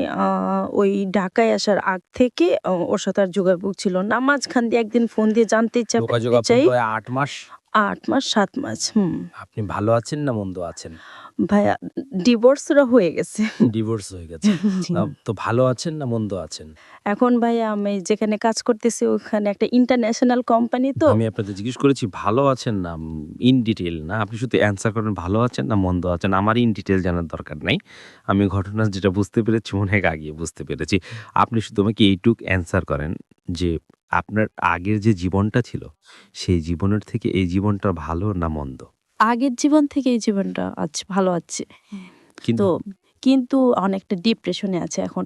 সেটা হচ্ছে যে আমি জব করতেছি, সেখানে আমার বস চাচ্ছে যে আমি আরো বেশি কাজ করি বা আমি আরো সব জায়গায় থাকতে। আমাকে বলে দিছে যে আমার এই কাজের পাশাপাশি অন্য কাজ খুঁজতে, কিন্তু আমি কোথাও কোনো কাজে আপনি যেখানে যাবেন সেখানে 100% হ্যাপি হবেন সেটা বড় কথা না, কিন্তু আপনি যেখানে ছিলেন সেখান থেকে আপনি স্কেপ করে একটা বেটার লাইফে আসতে পেরেছেন কিনা সেটাই হচ্ছে কথা। ওরকম ডিপ্রেশন থেকে, ওরকম একটা খারাপ জীবন থেকে এখন আমি একা আছি, ভালো আছি, দীর্ঘদিন ধরে আপনি একটা মানুষকে বুঝে উঠতে পারেন নাই, বা 7 ইয়ার্স তো একটা মানুষের সাথে আপনি সিদ্ধান্ত নিতে পারেন নাই। অনেকে 7 বছর না, অনেকে 27 বছরও পারে না। এটি সত্য কথা, অ্যাটলিস্ট ট্রুথ অফ লাইফ।